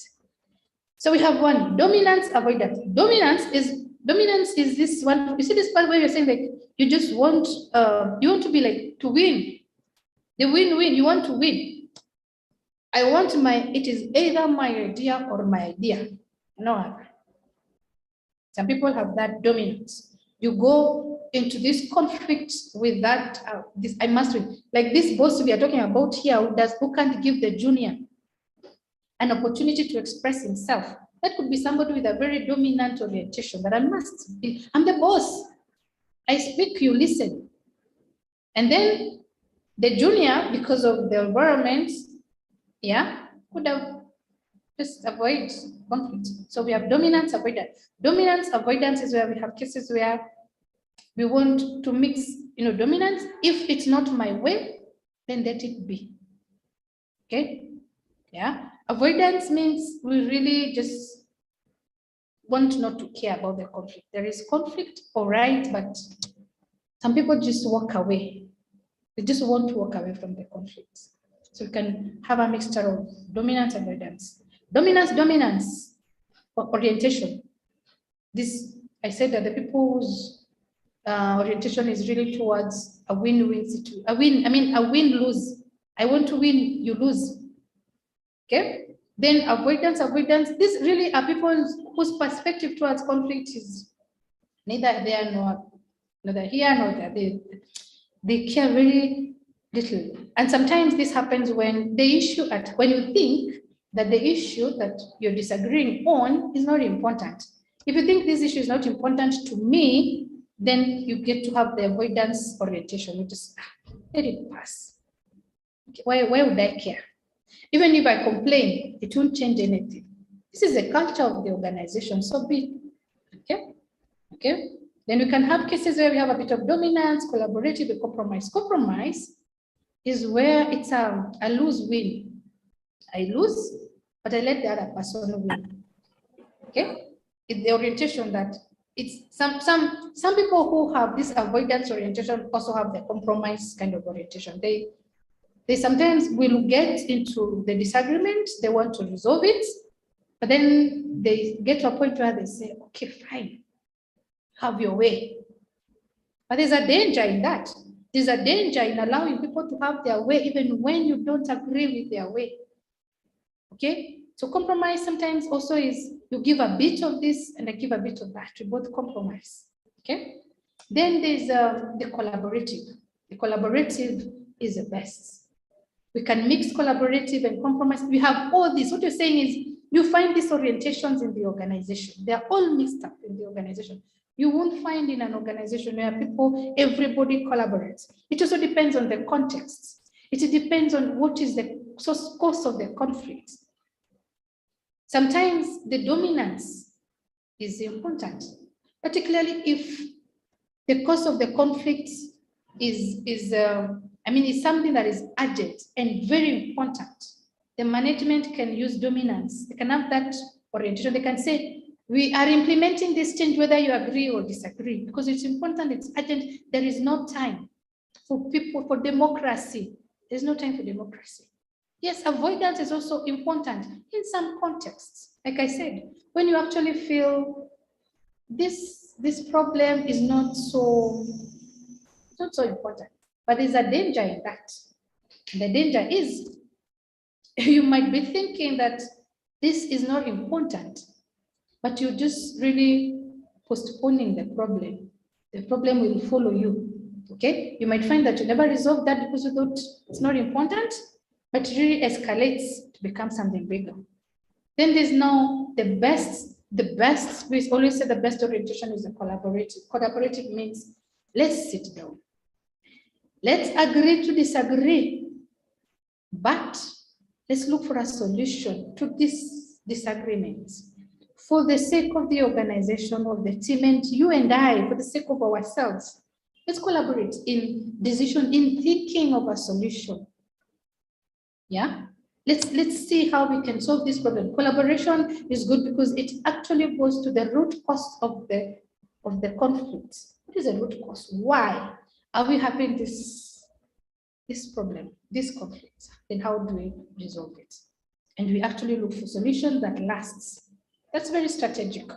We're not avoiding, we're not just compromising so that the conflict can end, and we're not forcing. But I've said dominance and avoidance sometimes are brought in by certain circumstances, situations, but they're not the best ways of resolving. They're not the best orientations towards conflict because they really never solve the root cause. They never really give permanent solutions to the conflict, but collaborative orientations or mindsets lead us to a point where we actually look together. The two disagreeing parties agree to sit and look for possible, workable, feasible solutions to the conflict. Okay. So anything on the orientations, the different orientations? Any comments? Any question? Good. Let's look at the principles. Principles are really foundations. They are ways, things, foundations that guidelines that help us to understand conflict and therefore help us to manage conflict better. Okay, we have different glasses here. Let's look at them and say the first one is saying conflict is a natural process in our relationships. We're in agreement. I think we said that in the very beginning. It is inevitable. It is natural, it is inevitable. That's the first principle of conflict. You need to know that. To be able to manage is a foundation in conflict management. You need to know that. It is inevitable. Okay? And so you have to find ways to deal with it because it will always be there. It may be overt or covert. Overt is open, it's manifested. But covert is hidden. Remember when we were talking about the high level dysfunctional conflict and the low level dysfunctional conflict, and we said one of them is really, really covert and one can be very overt. As a good manager, you must understand that, you must know the symptoms of conflict that are overt. They are there, you can see them. You can see people are disagreeing. It's open, people are disagreeing, but it can be covert, where people are just refusing to come to work. There's low morale, the productivity is going down, but you really don't know what is the cause. You're not sure. Covert, people are not speaking, people are not saying, we're in disagreement. It's not verbal, it's non-verbal. You must be able to read the symptoms. You must be able to tell in the manifestations. That's how you become a good manager as far as conflict management is concerned. You can tell so that you can be able to deal with it before it escalates to something that is really bad for the organization. Then to talk about passive aggressiveness is aggression that is denied or disguised by the aggressor. Passive aggressiveness. In terms of how we deal with this conflict, some people will be also saying they will not want to manifest, they will not want to get into a real active disagreement, but they can be the ones dragging everybody else down in conflict. They don't want to actually tell you, sit with you and say, no, we are disagreeing. Or this, I don't like the way you're doing this and this and that. Or this is a role conflict between us, let's solve this. They may not, but they become very, those are the ones doing the passive aggressiveness. They will not talk. They will be the ones contributing in the informal communication. They will be the ones who after a meeting, they're the ones going out talking negatively about you and your leadership. Very passive aggressive. But there are those ones who are active. They put the issue on the table, they say, no, there is a problem here, it needs to be solved. But even the active, aggressive people, there has to be a limit in how you present your problem, your conflict. Remember what you said, you don't shout. Don't be the one, allow conversation. Give a forum for conversation, create a venue where people can really talk with respect. Okay, so that there's not a passive aggressiveness and you don't have the very, very active aggressiveness. Both are not good. For us to be able to manage conflict, we need to understand what is passive aggressiveness and what is active aggressiveness. Okay, then talk about conflicts may be managed well or poorly. I said this when we were looking at the episodes, and I said the conflict aftermath is really about how we manage the conflict. We manage it well, we get positive results. We don't manage it well, we get negative results. And we said negative can be so fatal for the organization.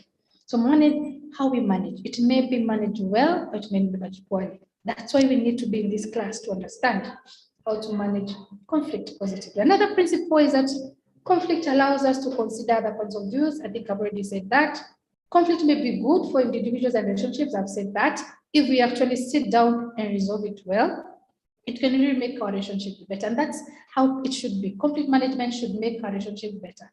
It can support our own identity by clarifying how we differ with others. Yes, it gives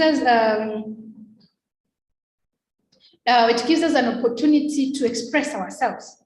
Yeah, disagreeing with other people says I have my own point of view, and this is my point of view. I don't have to take. I'm not really saying that your point of view is bad, but please consider mine also. Okay, that's what you're saying. It involves, then it expands. Okay, that's what it involves intense emotions that we may not know how to handle through. Sometimes conflict, really, I said, it really exposes our underbelly. Some people are not even aware of how they handle conflict. Some people explode. Some people cry. Yeah, this conflict, some people will just cry. Others walk away. You're in a meeting, you disagree with them, they walk away. So you don't even know whether to continue with the meeting or not. So the emotions can be extreme. Other people keep quiet. They keep quiet, and they keep quiet even for a week, a month. They're not talking to anyone. We need to understand these things. We need to understand them because that's the only way we are able to manage conflict. But the emotions will not be the same for all the employees. It can either promote continuing attachment or split relationship. Yes, I've said that. Yeah. particularly if we go into if our mindset, our orientation is the dominance or the avoidance, either those two, but the collaborative mindset really can continue a relationship. Okay, then what conflict also helps is learning communication skills can help us deal with differences. This is a very good principle of conflict management. How do we communicate? Sometimes it is not what we say, it is how we say it. Okay, it is how we say that means everything. How we resolve conflicts, how we manage conflict is not even in the styles that we use. It's not even in our many perceptions, but how do you really communicate? How do you tell? Let's also talk about being assertive, because assertive means you're bold, but you're polite, you're respectful, because how we communicate. So communication skills are really important in the So this is basically what I was talking about, the dominance, the compromise, the avoidance, okay? So we have different approaches. Win-lose. Win-lose means I am coming to this table to resolve this conflict in one way. I'm going to win, you lose. Okay? One of us has to win, one of us has to lose. A very bad approach. Very bad approach because we will not have resolved the conflict. Then you have a win-win. This is a collaborative orientation. I come into this conflict resolution wanting you to win and me to win. So we must collaborate. Then there's a lose-win. This is what I was talking about, either compromising or avoiding. The two can fall here, this kind of orientation.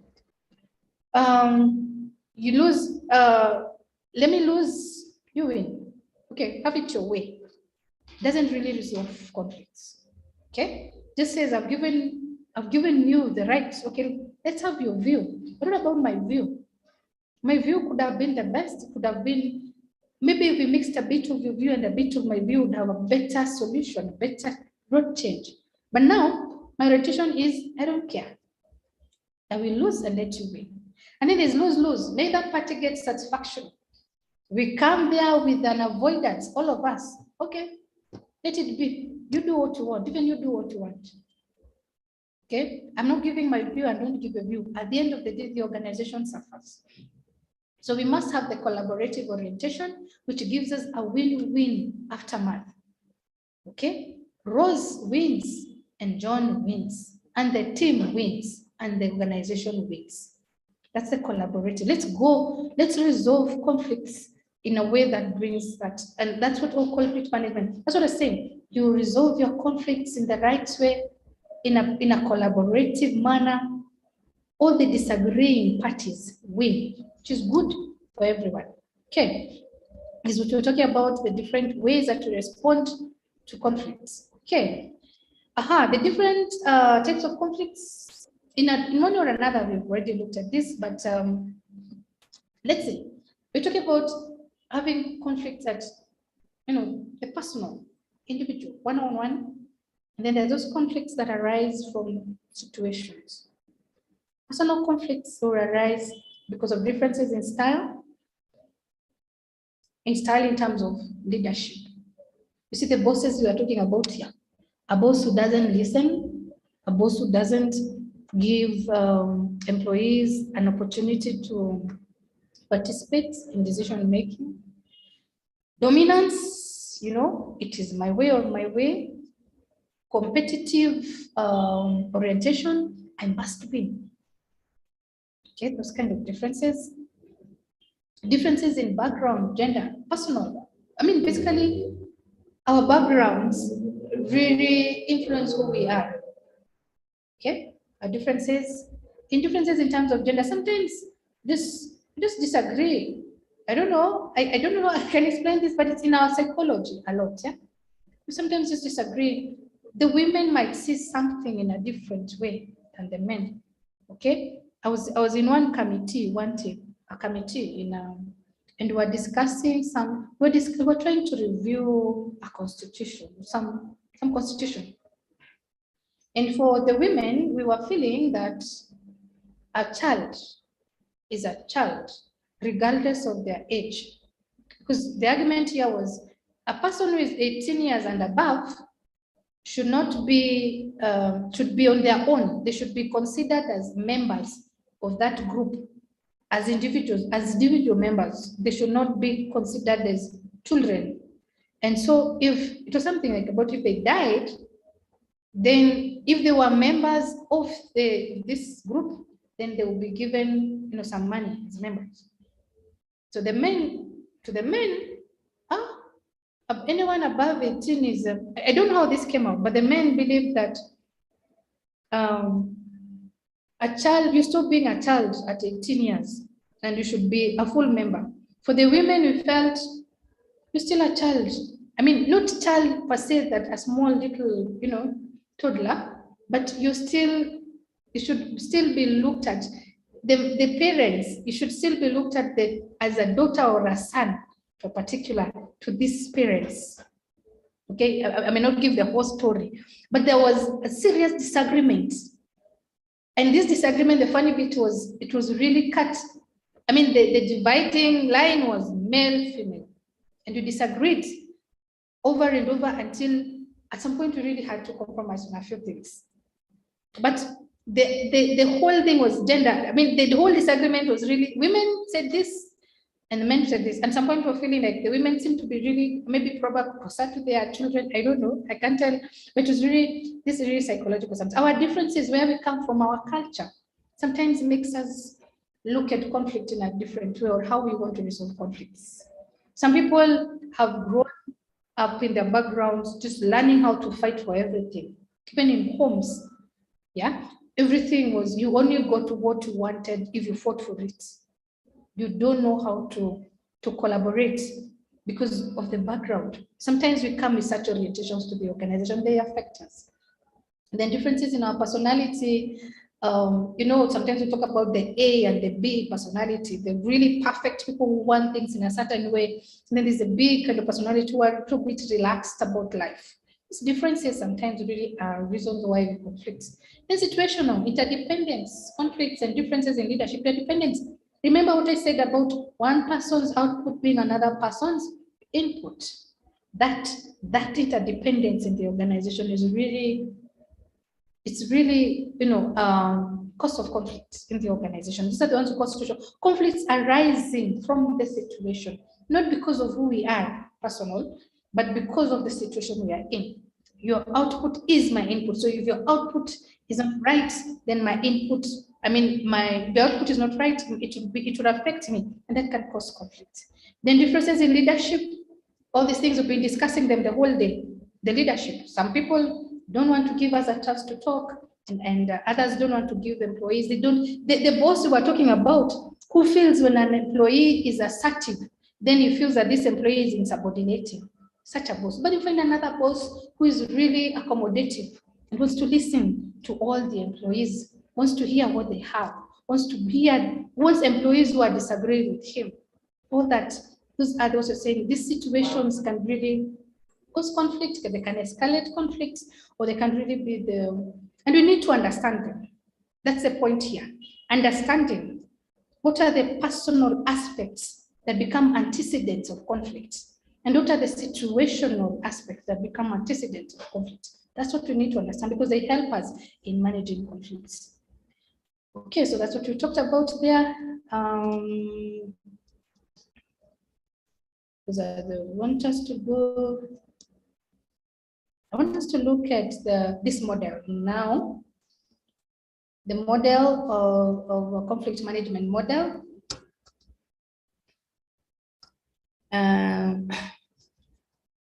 Now, in this model, you're saying at the very top, we have a model really helps us to understand. You're saying a model, the conflict management model can be used by an organization to reach the desired conflict levels in an organization. Why? Because we said conflict is not necessarily bad, it can be good. So we need that optimum level of conflict.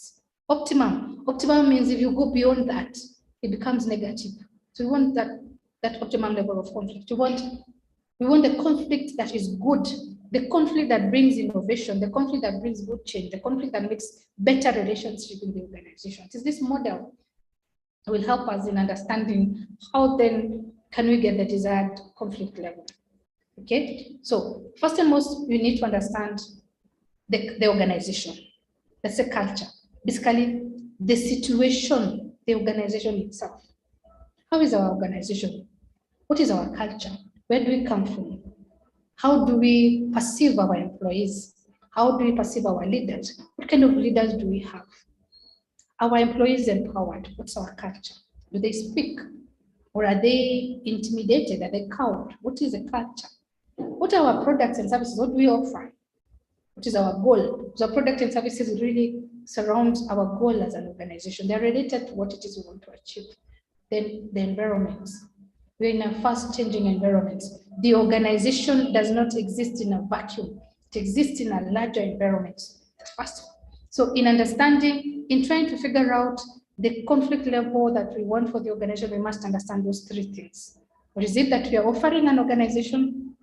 What is our organ? What is the environment, and what are the changes that could influence our ability to achieve the products, the goals, and to give the products and the services that we're offering? What is the culture of the organization?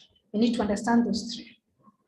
Okay, we need to understand those three. Then the perceived conflict requirements is what, in understanding our culture, in understanding our goals, in understanding the environment that we live in, what is the conflict that is going to be there? What is the expected conflict?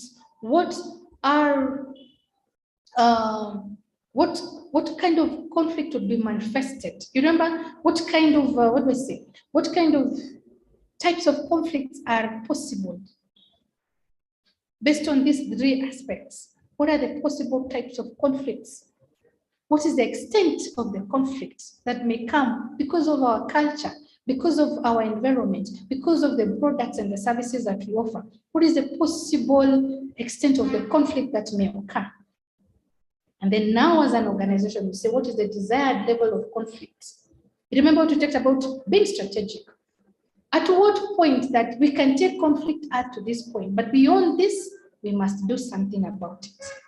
This model helps us to think proactively that if this, let's just look at this. I want us to see, before we get there, we want us to see that, I just want to look at this, that we can actually be able to set what is the desired level of conflict. But for us to do that, we must first understand what can arise from the organization as it is. We must do a situational analysis of our organization, understand its culture, understand its goals, understand the environment it's working in, then we're able to highlight, outline from all this. These are the possible, all those things we have discussed. These are the possible types of conflicts.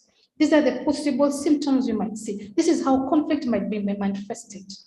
So this is what we can take, the desired conflict level. Any conflict going beyond that, is undesired. What is undesired must be dealt with, must be removed, because it is wrong for the organization. Why is this model important?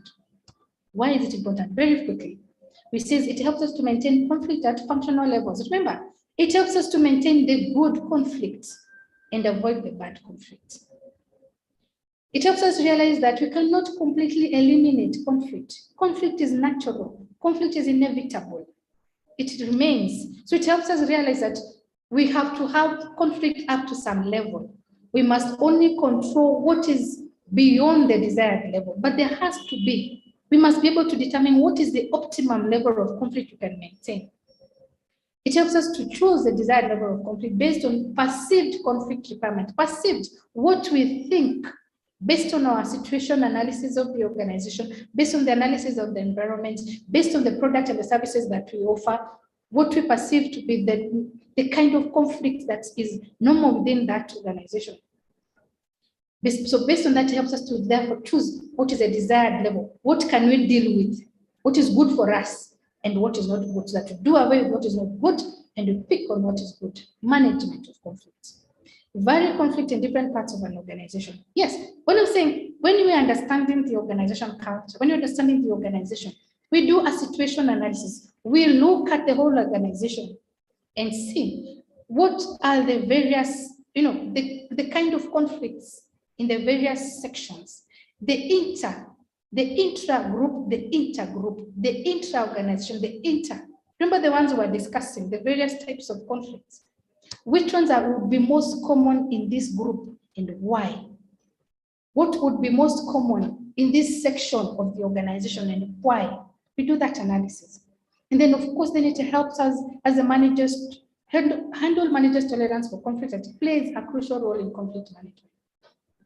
When we have this, with this model, because we have the perceived conflict levels, as managers, then we are able to see, am I prepared? Do I have the competence to deal with this conflict? Do I have the competence? Do I need to increase my knowledge and skills? Am I able to tolerate conflict beyond this level? Because beyond anything that's beyond the optimum is the very best, the desired level. Anything beyond that becomes negative. So as I'm an active manager with this kind of a model, once you have the perceived and you're looking at the desired against perceived, then it gives you as a manager, it gives you now, you're able to now think beyond, to think strategically on how you're going to deal with the conflict. This is what you're talking about. And now I want to look at these strategies, and so that I give you a chance to ask any question before we actually wind up. Sorry, let me see where we are. So, Lesson and Gray provided 5 strategies for managing dysfunctional conflict. I hope we still remember what dysfunctional conflict is. And these are mediation, arbitration, control, acceptance, and elimination. Okay? Mediation, arbitration, control, acceptance, and elimination. Let's look at them. Mediation. Mediation is where you actually bring in a third party, because mediation means there's somebody trying to mediate between the two parties. And this person, this third party, the main goal is to put on the table many alternative solutions to the conflict. And it then helps the two parties that are conflicting to really choose between the very many alternatives. Okay? Because sometimes we conflict and somehow we are not able to see. I stand on my view, you stand on your view. We can't see what are the possible solutions. I think my solution is the best and your solution is the best, the dysfunction aspect of conflict. So the mediator brings on the table very many possible alternatives. And from these very many alternatives, now we can discuss and see collaboratively, which is the best solution. Okay, it's mediation. Arbitration goes a step further. This third party actually, sorry.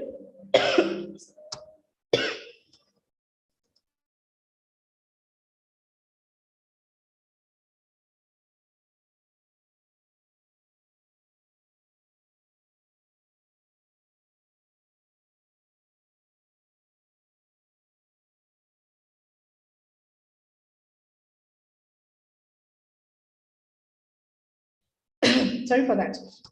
No, that party collects data, listens to both sides, listens to John, listens to Rosie, listens to why they disagree, listens to their debates and disputes. And then the arbitrator determines the solution. There is a difference. In mediation, the two parties are given a leeway to really determine the solution. But in arbitration, the arbiter actually makes the decision for the two parties. That's why we're saying here, this strategy is based on a forcing approach to conflict resolution. Okay? So normally when you're calling an arbiter, you really are ready to take the solution given to you by the arbiter. Then you have the control strategy. You have the control strategy.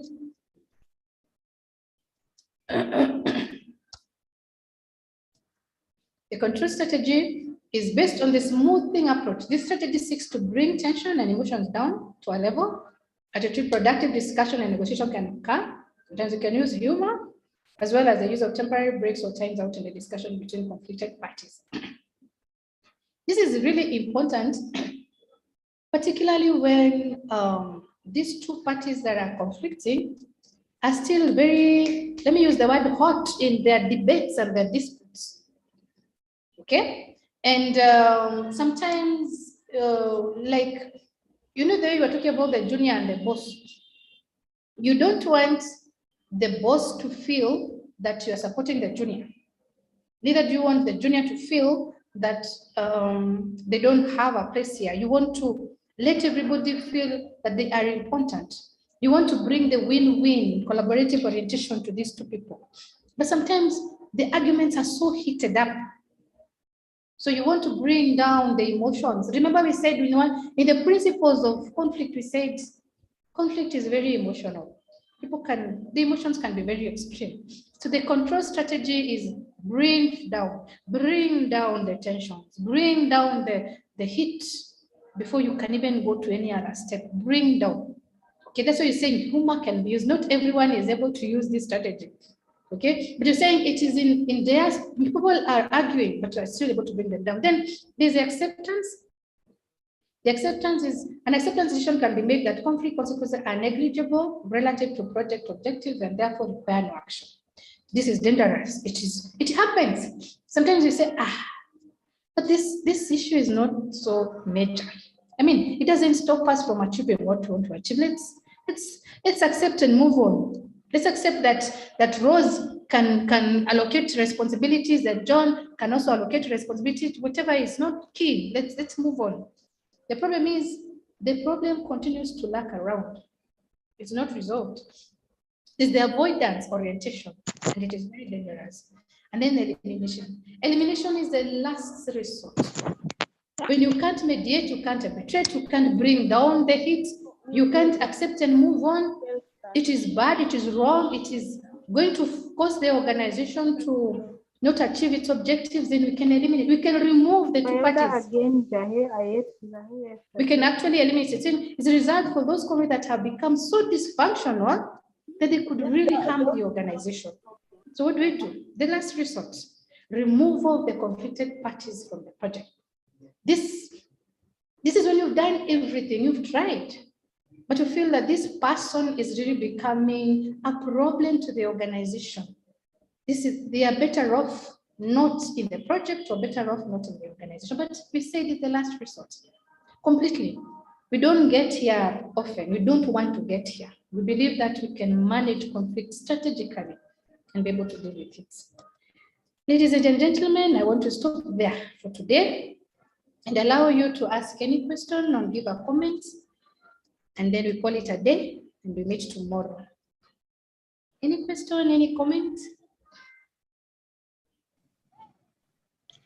Good morning, Grace. Good morning. Yes, I joined in late, but I want to appreciate your presentation. Thank you. It was very powerful, but I think my takeaway this morning is I've taken note that when you're going to the conflict table, it is important that we sharpen our communication skills. Oh, yes, yeah. And we have the win-win kind of attitude. Yes. Yeah, I think that is what I'm taking home today, and I'm hoping to join tomorrow early. Thank you. Karibu sana. Thank you. I like what you say in your takeaway. Communication skills, key, very key. And of course, the collaborative orientation, the win-win mindset.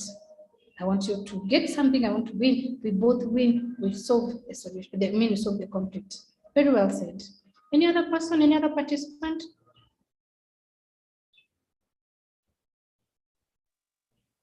Yeah, I was there from the beginning and I think I've learned a lot.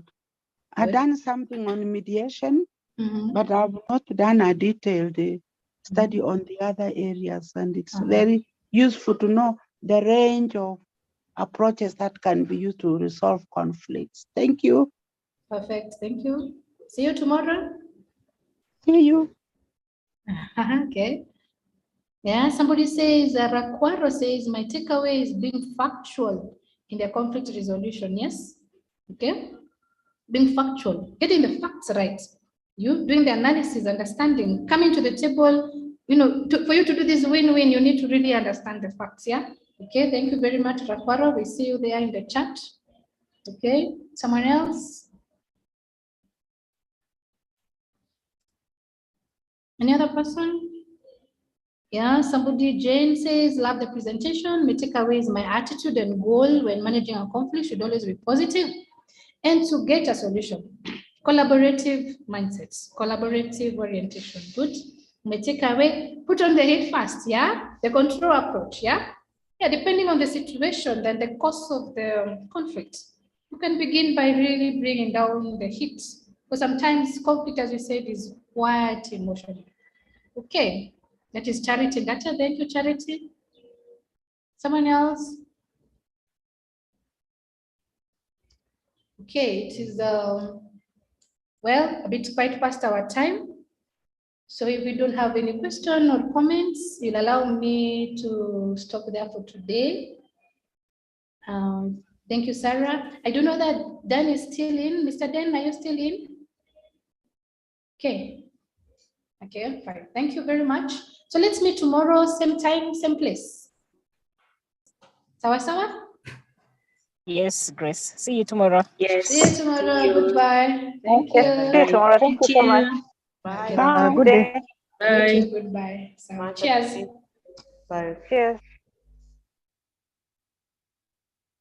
Thank you. See you tomorrow. See you tomorrow. Thank you.